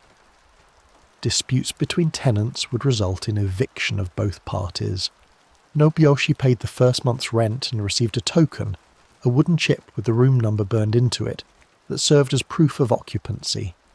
Then Watanabe left them to settle in, and the family stood together in their new home, looking at the small space that would contain their entire lives going forward. They had brought very little. Bedding that would need to be stacked against the wall during the day and spread on the floor at night. A few cooking implements, changes of clothing stored in 2 small wicker trunks, the family swords wrapped in cloth and placed carefully in a corner, some books and writing materials for Takeshi's continued education, Ayame's shamisen in its case. The room could not hold all 5 of them comfortably at once. When everyone was present, they were constantly aware of each other's presence, each person's movement requiring adjustment from the others. Privacy was impossible. Personal space was non-existent. Tomoe and the 2 younger children began the work of organising their possessions, while Nobuyoshi and Yoshimasa went out to explore the neighbourhood and understand their new environment. The streets of Tominagacho were narrower than those in Kuishikawa, more crowded, noisier. Buildings stood closer together. Shops and stalls sold goods at cheaper prices than Nobuyoshi was accustomed to paying. People moved with the purposeful energy of those who were scrambling to survive rather than maintaining comfortable stability. They found a small rice shop where they could purchase grain in quantities small enough to fit their reduced budget. A vegetable seller who hawked produce from a cart on the street corner. A shop that sold used clothing and household items, the goods worn but serviceable. This was not the elegant commercial district where Nobuyoshi had once made occasional purchases. This was the economy of marginal survival, where every coin mattered and nothing was wasted. Vegetables were bought on the day they would be eaten because there was no storage space. Rice was purchased in amounts of a few days' worth because buying in bulk required currency they did not have. Charcoal was counted carefully because heating fuel represented a significant expense. They returned to the lodging house to find Tomoe sitting in the corridor outside their room, looking exhausted. The children were inside the room, and through the thin walls Nobuyoshi could hear Takeshi crying softly while Ayame tried to comfort him. "This is harder than I expected," Tomoe said quietly. She looked up at him with an expression that mixed determination and despair. "I know we must adapt. I know we have no choice. But this," she gestured at the building around them, "this is not a life I know how to live." Nobuyoshi sat beside her in the corridor. Other residents passed by occasionally, some nodding in acknowledgement, others ignoring them completely. The walls were thin enough that they could hear conversations, arguments, children playing, people moving about their daily business. There was no dignity here, no privacy, no space for maintaining the carefully cultivated composure that had been essential to their previous life. "None of us knows how to live this life," Nobuyoshi said. "We will learn together." The first weeks in Tominagacho were an exercise in constant adjustment. They learned the rhythms of the lodging house, when the shared kitchen was least crowded, where water could be drawn for washing, how to navigate the complex social dynamics of dozens of people living in close proximity with minimal resources. They learned to sleep in shifts, with bodies arranged on the floor in configurations that maximised the limited space. They learned to keep possessions organized so that nothing was ever misplaced in the tiny room. They learned to speak quietly to avoid disturbing neighbors. They learned 100 small skills of marginal living that had never been necessary in their previous life. Nobuyoshi began seeking work with increasing urgency. The money from selling their possessions was depleting rapidly, and the monthly rent on the room consumed a substantial portion of their remaining resources. He made inquiries about tutoring positions, offering to teach reading and writing to the children of wealthy merchant families. But competition for such positions was intense.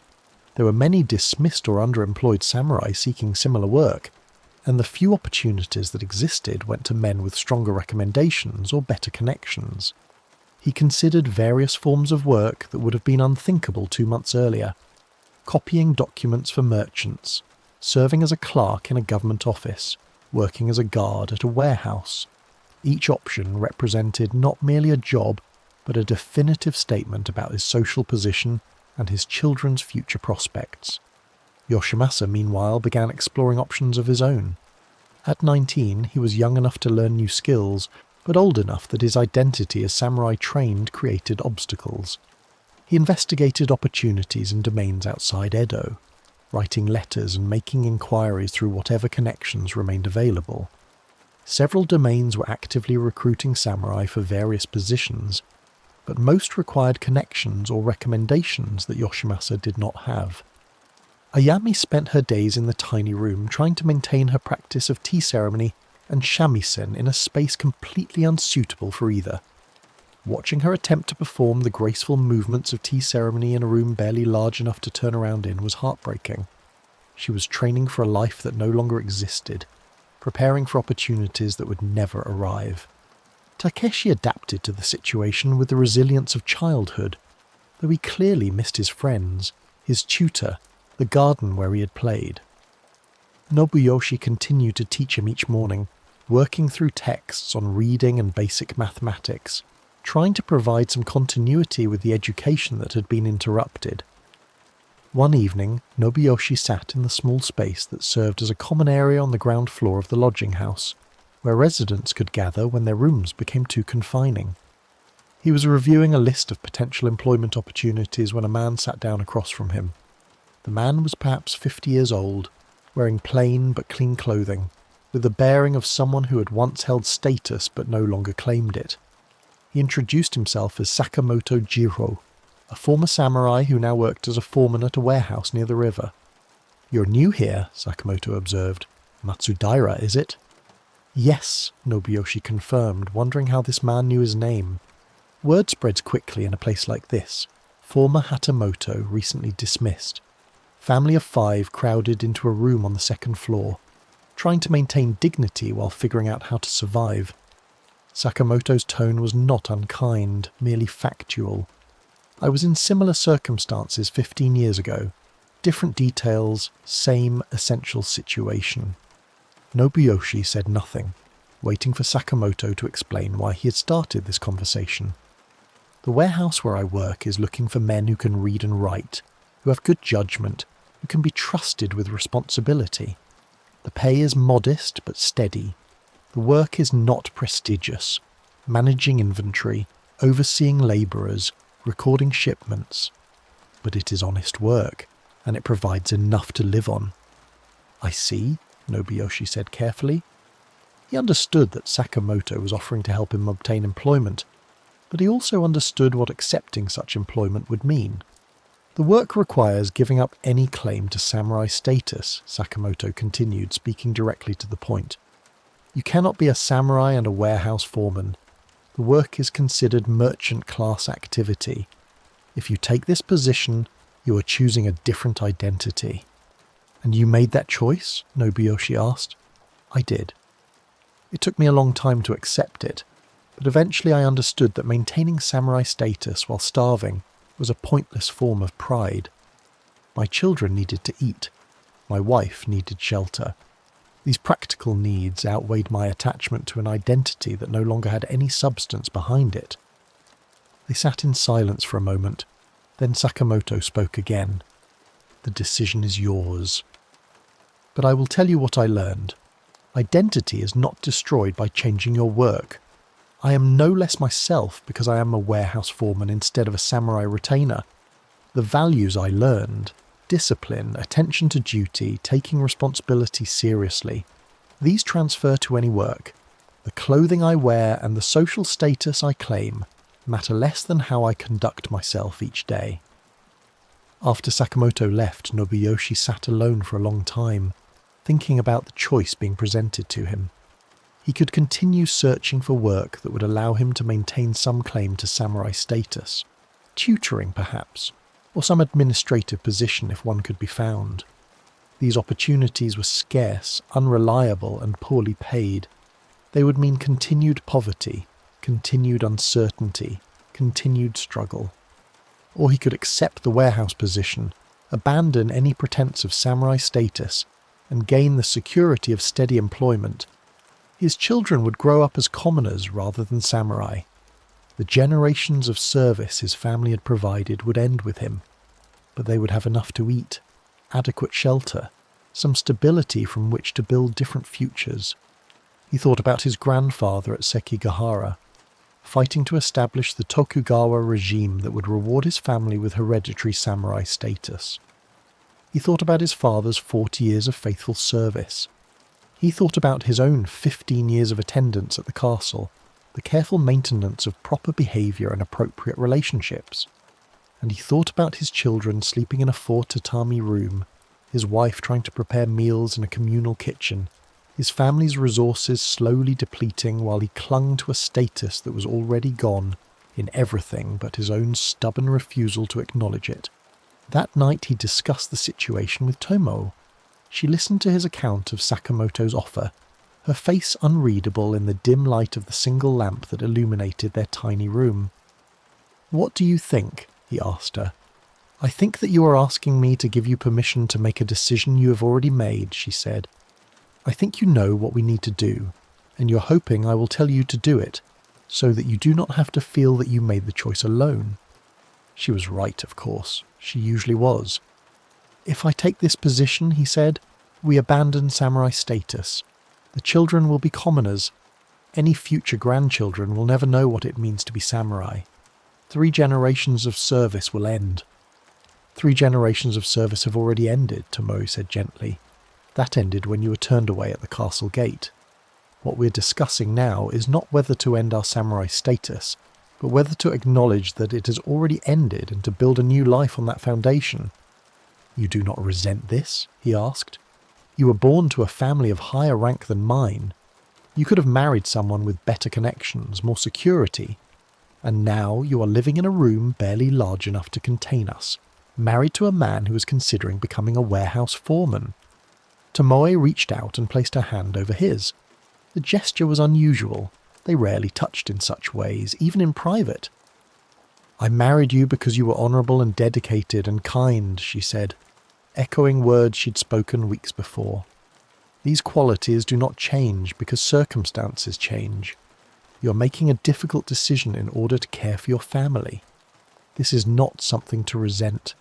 This is exactly the quality that made me willing to marry you despite my father's objections." Nobuyoshi felt something ease in his chest, a tension he had been carrying since the morning at the castle gate. The decision was made. He would take the warehouse position. He would abandon the claim to samurai status. He would become something different from what he had been, something his grandfather would never have imagined, something his father would have considered unthinkable. But he would provide for his family. He would give his children stability. He would build a different kind of life from a different kind of foundation. And perhaps, in time, he would discover that identity was more flexible and more durable than he had ever understood. The next morning, Nobuyoshi found Sakamoto in the common area and indicated his willingness to accept the warehouse position. Sakamoto nodded with the expression of someone who had expected this answer, and they made arrangements to visit the warehouse that afternoon so Nobuyoshi could meet the owner and understand the scope of the work. Before leaving, Nobuyoshi gathered his family in their small room. They sat close together, knees nearly touching in the limited space, while he explained what he had decided. I have been offered a position as a foreman at a warehouse near the river, he said. The work involves managing inventory, overseeing labourers, and recording shipments. The pay is modest but steady. It will provide enough for us to live on with some security. He paused, then continued with the harder part. The position requires abandoning any claim to samurai status. Warehouse work is considered merchant class activity. If I accept this position, our family will no longer be samurai. This affects all of you, not just me. Your prospects, your identities, your futures, all will be different. Yoshimasa spoke first. Will we still be allowed to wear the swords? Legally, yes. The right to wear swords is hereditary and cannot be formally revoked, but practically it would be inappropriate. People who work in warehouses do not walk around with two swords. It would look like pretension, like claiming a status we no longer hold. The young man absorbed this, his jaw tight. The swords were more than weapons or symbols. They were the physical embodiment of warrior identity. Giving them up meant acknowledging transformation at the most visceral level. Ayami spoke next, her voice quiet. If we are no longer samurai, what are we? It was perhaps the most profound question any of them could have asked. Nobuyoshi did not have a simple answer. We are a family, he said.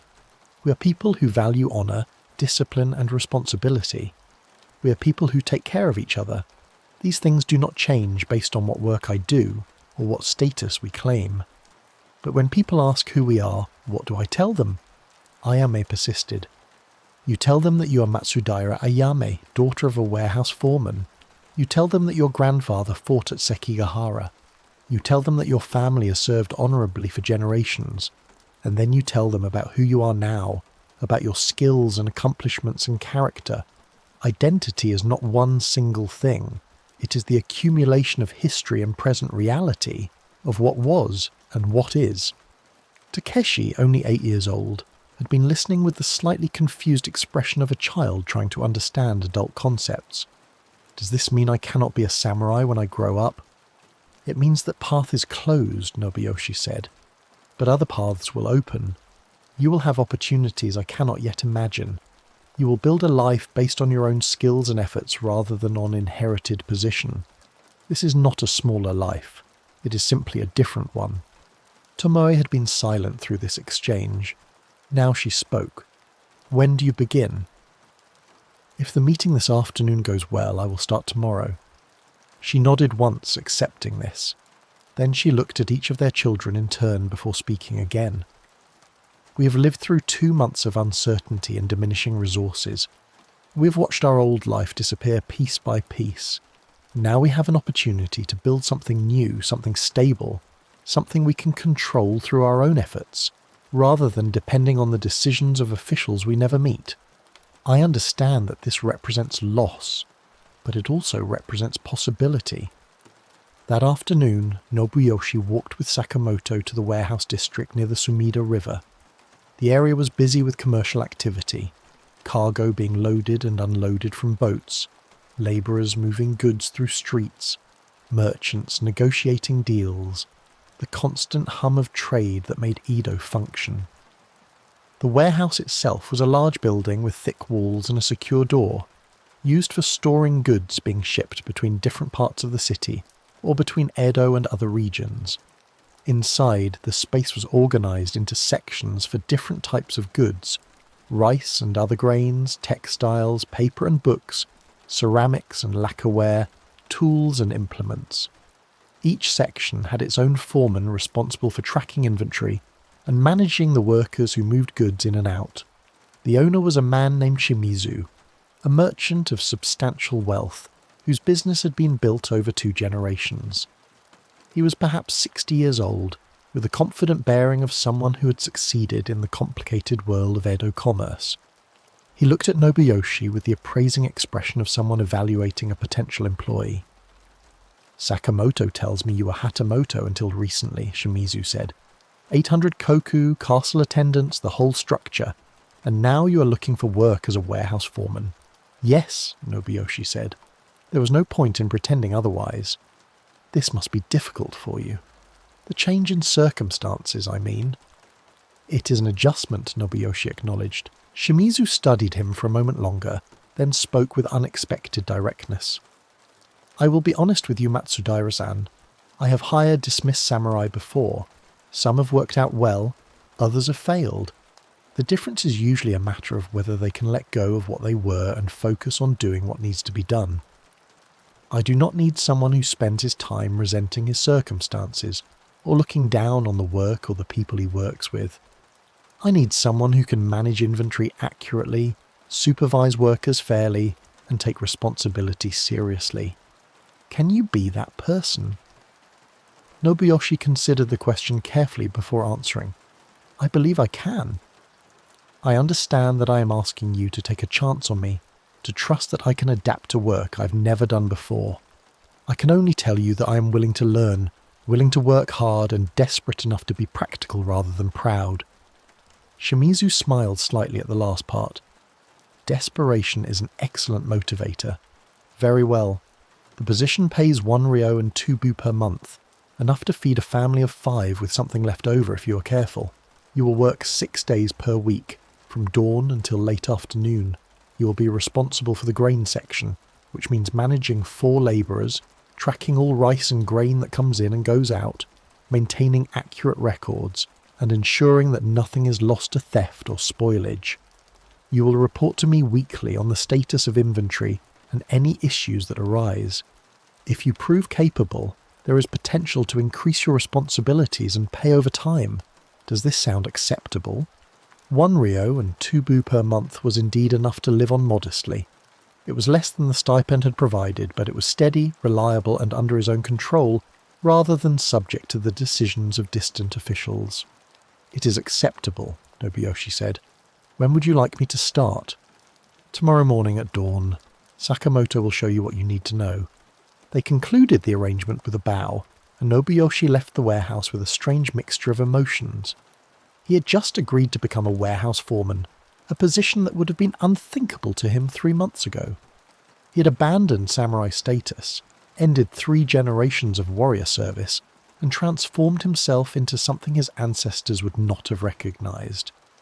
But he had also secured employment that would feed his family, pay for adequate shelter, and provide some stability going forward. He'd taken control of his circumstances rather than remaining a passive victim of events beyond his control. He had made a choice that was practical rather than merely proud. Walking back toward Tominagacho, Nobuyoshi passed through streets full of people engaged in the complex business of survival in the largest city in the world. Merchants sold goods, artisans created products, labourers moved cargo, farmers' wives hawked vegetables, everyone working, everyone contributing to the vast interlocking system that made urban life possible. He was about to become one of them, not a samurai maintaining a position through inherited status, but a worker earning his keep through daily effort. Not better than them, not different from them, but one of them. The realization was both humbling and oddly liberating. That evening he returned to the lodging house and informed his family that he had accepted the position and would begin the next morning. They received the news with quiet acknowledgement, each person processing it in their own way. Later, after the others had gone to sleep, Tomo and the 2 younger children on the floor while Nobuyoshi and Yoshimasa sat against the wall to maximize space, Yoshimasa spoke quietly. Father, I have been thinking about my own situation. I cannot remain here indefinitely without contributing. I need to find work as well. What are you considering? Nobuyoshi asked. I have been talking with some of the other young men in the lodging house. Several of them work as porters and labourers in the commercial district.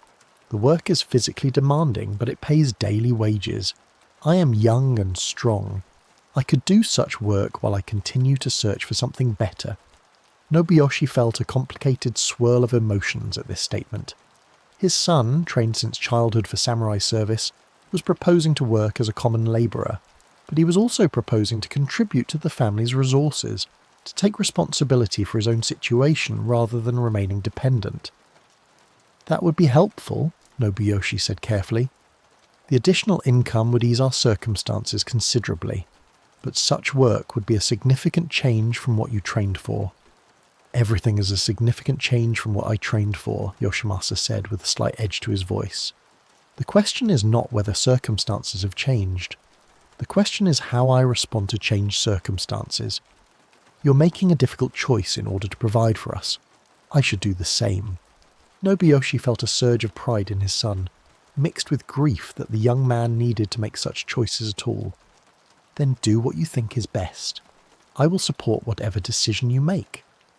They sat in silence for a while, father and son, two men who had both trained for lives that would never materialize, now figuring out how to build different lives from the fragments that remained. Nobuyoshi's first day at the warehouse began before dawn. He woke in the dark, careful not to disturb his sleeping family, and made his way through quiet streets to the river district. The city was just beginning to stir. Night soil collectors finishing their rounds, bakers beginning to prepare the day's bread, shopkeepers opening shutters. At the warehouse, he found Sakamoto already present, along with the 4 labourers who would be under Nobuyoshi's supervision. The labourers were all commoners, men who had grown up doing physical work, who understood cargo and logistics in ways that Nobuyoshi did not. Sakamoto spent the morning teaching him the systems, how inventory was recorded, how goods were organised within the warehouse, how to verify quantities when shipments arrived or departed, how to detect signs of spoilage or theft, how to manage workers who had their own ways of doing things and might not appreciate supervision from a former samurai who knew nothing about warehouse work. The physical work was more demanding than anything Nobuyoshi had done in years. Moving sacks of rice, climbing stairs to check upper-level storage, walking back and forth across the warehouse floor throughout the day. By midday he was sweating and tired in ways he had not experienced since his youth. But the work also had a rhythm to it, a concrete quality that he found oddly satisfying. When a shipment was recorded correctly, the accomplishment was immediate and tangible. When storage was organised efficiently, the result was visible. Unlike his years of castle attendance, where the value of his work lay in abstract concepts like presence and readiness, warehouse work produced visible results. The labourers treated him with cautious respect, clearly uncertain how to relate to a former Hatamoto who was now their supervisor. He addressed them with courtesy, asked questions when he did not understand something, and acknowledged his inexperience while working to learn quickly. By the end of the first day, the initial awkwardness had eased slightly. He returned to the lodging house as the sun was setting, exhausted in both body and mind. Tomoe had prepared a simple meal using the shared kitchen facilities: rice, miso soup, pickled vegetables. They ate together in their small room, sitting in a circle with their bowls, talking about their days. Yoshimasa had spent the day investigating porter work and had secured a position starting the following morning. The work would involve carrying cargo through the commercial district, loading and unloading carts, and moving goods between warehouses and shops. It was hard physical labour, but it paid a daily wage that would help with expenses. Ayami had spent the day in the room, continuing her solitary practice of tea ceremony and shamisen. But her face showed that she was beginning to understand that these practices no longer served their original purpose. She was not preparing to be married into a samurai household. She was simply maintaining skills that gave her some sense of continuity with her previous life. Takeshi had played with other children in the lodging house, adapting to his new environment with the flexibility of youth. He told them about a game involving a ball made from old cloth, his voice animated in a way it had not been since they left Koishikawa. This was their new life. Not the life they had expected, not the life they would have chosen, but a life nonetheless. They had food, shelter, and each other. They had work that provided income. They had escaped the desperate uncertainty of the previous months. The weeks that followed established new patterns. Nobuyoshi worked 6 days per week at the warehouse, gradually becoming more proficient at his duties. He learned the particular characteristics of different types of rice, how to detect quality and identify problems. He learned to manage workers who had their own expertise and needed direction rather than micromanagement.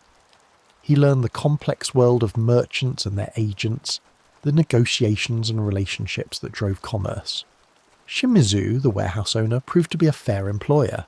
He expected competent work and honest dealing, but he also recognized effort and improvement. After the first month, he increased Nobuyoshi's pay slightly, acknowledging that he had adapted well to the position.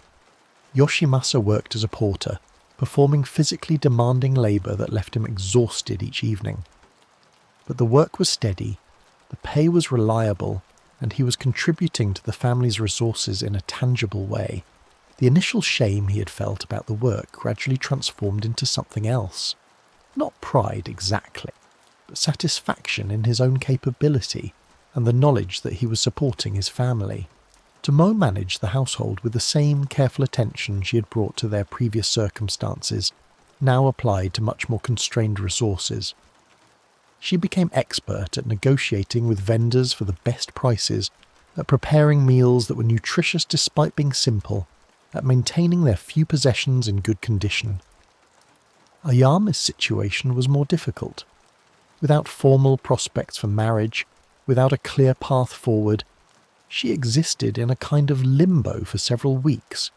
She continued her solitary practice, but with decreasing conviction. The accomplishments she had spent years perfecting no longer had clear purpose. Then, one afternoon in their third month at the lodging house, Tomoe returned from an errand with unexpected news. She'd been speaking with the wife of a wealthy merchant about purchasing fabric, and the conversation had turned to Ayame. The merchant's wife had mentioned that her family was looking for someone to teach their daughters, 3 girls between the ages of 10 and 12-15, the traditional accomplishments of tea ceremony, shamisen, and proper deportment. They want someone who is trained in the proper manner, Tomo explained. Someone who can teach their daughters the refinements that will make them suitable wives for families of status. The pay is modest, but respectable, and it would give Ayame something purposeful to do. Ayame's face, when she heard this, showed the first spark of genuine interest in weeks. Teaching was not what she'd been trained for, but it was a use for her training. Her skills, which had seemed worthless in their current circumstances, would have value to families who aspired to refinement even if they lacked traditional pedigree. She accepted the position and began teaching the merchant's daughters the following week. She returned from her first day with a new expression on her face, not quite happiness, but something like engagement, like the feeling of having a place in the world again. The middle daughter has real talent for the shamisen, she told them over dinner that evening. Her finger positioning needs work, but she has good ear for tone. And the eldest girl understands tea ceremony at a deeper level than just the movements. She grasps the philosophy behind it. Listening to his daughter speak with animation about her students, Nobuyoshi felt something ease in his chest. Ayame was finding a path forward. Not the path that had been planned for her, but a meaningful path nonetheless. Summer came, bringing heat that made the small room in the lodging house almost unbearable. They left the door open to catch any breeze, sacrificing privacy for the possibility of cooler air. The narrow streets of Tominaga-cho smelled of too many people living in too little space, of cooking food and human waste and the general odour of urban poverty. But they adapted. They discovered the public bathhouse 2 streets away, where for a few months they could soak in hot water and wash away the day's sweat and dirt. They found which vendors sold the best vegetables at the fairest prices. They learned which neighbours were friendly and which were best avoided. They built the knowledge of how to survive in circumstances that had once seemed unimaginable. One evening, as Nobuyoshi walked home from the warehouse, he encountered Okuda Masahiro on the street, the Hatamoto who had distanced himself so quickly when Nobuyoshi's position was eliminated. Okuda saw him, and his face showed brief discomfort before settling into careful neutrality. They bowed to each other with the appropriate formality, but Okuda's bow was shallower than it would have been when Nobuyoshi was still Hatamoto. The gesture acknowledged Nobuyoshi's changed status as clearly as words could have done. "Matsudaira-san," Okuda said, "you're well, I trust?" "Well enough," Nobuyoshi replied, "and you?" "The usual duties. Nothing changes much at the castle." A brief pause, then, "I heard that you found employment." "A warehouse, is it?" "Yes." The work is steady and provides adequately for my family. Another pause, more awkward. That is practical of you. They stood for a moment in silence, two men who had once existed in the same social world, but now occupied entirely different spheres. Then Okuda made his excuses and continued on his way, moving quickly as if eager to escape the encounter. Walking on toward Tominaga-cho, Nobuyoshi found that the meeting had not upset him as much as he would have expected. Okuda still lived in the world of hereditary stipends and castle attendants, still moved through social structures that Nobuyoshi had left behind. That world seemed suddenly distant, even slightly unreal, like something from another life. His life now was the warehouse, the lodging house, the daily effort to earn enough to keep his family fed and sheltered. It was smaller in some ways than his previous existence, but it was also more immediate, more concrete, more directly connected to the basic human business of survival. Yoshimasa came home that evening with news of his own. He had been approached by a merchant who frequently used porters to move cargo. The merchant was looking for someone who could read and write, who could manage bills of lading and coordinate shipments, essentially serving as a clerk for his trading operation. "The pay is better than porter work," Yoshimasa explained, "and the work is less physically demanding. He said my ability to read and handle documents makes me valuable. He does not care that I was training for samurai service. He cares that I am literate and capable." "Will you take it?" Nobuyoshi asked. "Yes. It feels like a step towards something, rather than just marking time until something better appears. And the merchant treats his workers fairly. Several of the porters I work with speak well of him." Nobuyoshi nodded his approval. His son was finding a way forward, building a life based on his actual skills rather than on inherited status. It was not the life either of them had imagined, but it was a life with possibility. The autumn came, and with it cooler weather that made the small room more comfortable. The family had now lived in Tominaga-cho for 6 months. The lodging house that had felt so alien and uncomfortable in the spring had become familiar, even routine. They knew the rhythms of the building, the patterns of their neighbours' lives, the sounds and smells that marked each part of the day. Nobuyoshi had developed proficiency at warehouse work. Shimizu had increased his responsibilities and his pay, recognising competence and reliability. He supervised not just the grain section now, but also coordinated shipments between different parts of the warehouse. He had learned the complex language of commerce, the relationships between merchants and suppliers, the flow of goods through the city.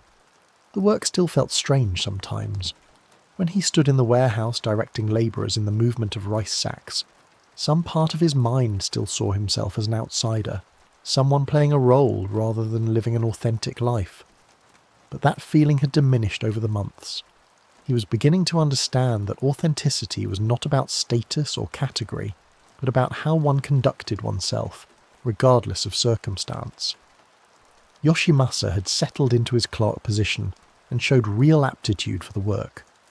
The merchant he worked for was expanding his business and had begun teaching Yoshimasa the broader aspects of trade, negotiation, contracts, relationships with other merchants. The young man was building expertise that would serve him for the rest of his life.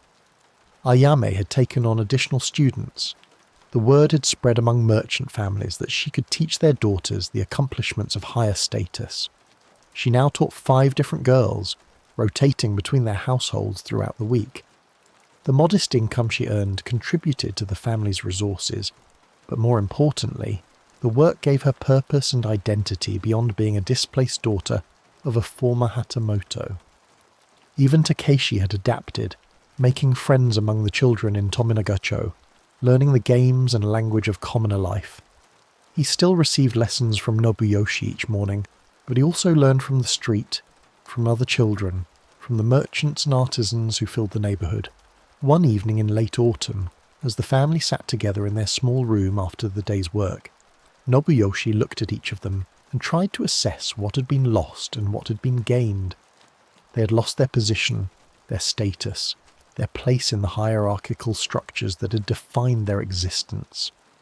They had lost the house in Koishikawa, the servants, the retainers, the comfortable lifestyle that the stipend had provided. They had lost the future they had expected, Yoshimasa's path to Hatamoto service, Ayame's prospects for marriage into a samurai family, Takeshi's inheritance of warrior status. But they had gained other things.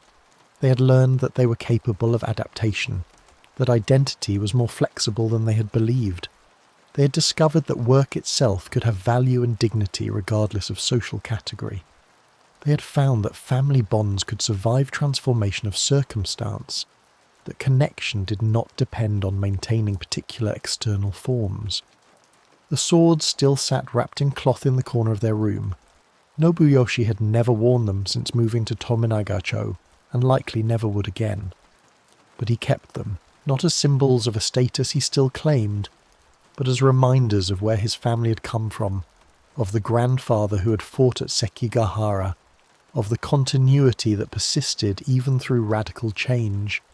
Sometimes, late at night when the others were sleeping, Nobuyoshi would lie awake and think about the morning at the castle gate when the guard had asked his name. That moment had seemed like an ending, a catastrophic termination of everything he had built his life around. But it had also been a beginning, though he had not understood that at the time.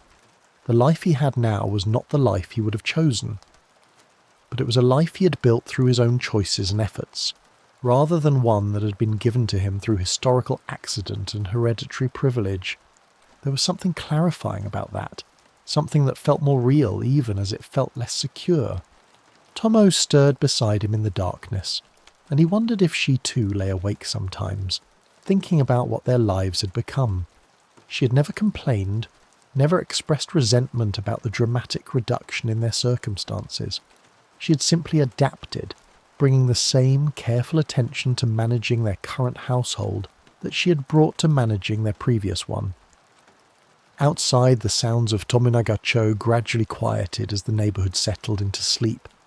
The voices of neighbours, the cry of a child, footsteps in the corridor, someone closing a door. These sounds had become as familiar as the sounds of Koishikawa had once been. Tomorrow he would wake before dawn and walk to the warehouse.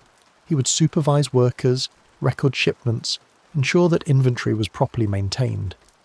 It was work that required attention and competence, but not elegance or refinement.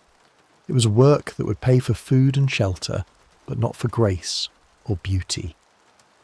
And yet, lying in the darkness with his family sleeping around him in their small room, Nobuyoshi found that he did not wish for the past to return. The certainty he had felt in his previous life had been false, built on structures that could dissolve without warning. The security he had now was more modest but also more real, earned through daily effort rather than granted through hereditary privilege. The cherry blossoms that had been falling on the morning of his dismissal were long gone now, their petals scattered by spring winds and washed away by summer rains. The autumn air carried different scents, smoke from cooking fires, the earthy smell of fallen leaves, the approaching promise of winter cold. Everything changed, everything passed away. The Buddha's teaching about impermanence, which the priest had spoken of months ago in the temple garden, had proven true in ways Nobuyoshi had not fully understood at the time. His position had arisen from circumstances and had passed away when circumstances changed. The life he lived now would also change, would also pass away eventually, replaced by something else he could not yet imagine. But for now, in this moment, in this small room in Tominagacho, his family was together. They had food and shelter. They had work that provided income. They had adapted to circumstances that had seemed impossible to survive, and they had done it together, maintaining bonds that proved stronger than status or position. Nobuyoshi's breathing slowed, deepened, matching the rhythm of sleep that was beginning to claim him. The last thought that drifted through his mind before consciousness dissolved was simple. Tomorrow would come. He would wake and work and return home to his family, and the day after that would come, and the one after that. Life would continue, not in the form he had expected, but in the form that circumstances had created and that he had learned to navigate. The stipend had ceased. The position had ended. The household had dissolved. but the family remained, and with it the possibility of building something new from the fragments of what had been lost. The night deepened, the lodging house settled into quiet, and in the small room on the second floor 5 people slept in the close warmth of their shared space, their breathing synchronized in the ancient human rhythm of rest, while the great city of Edo dreamed around them, and autumn slowly transformed into the approach of winter, and the world continued its patient, inexorable turning toward whatever futures waited in the darkness beyond knowing,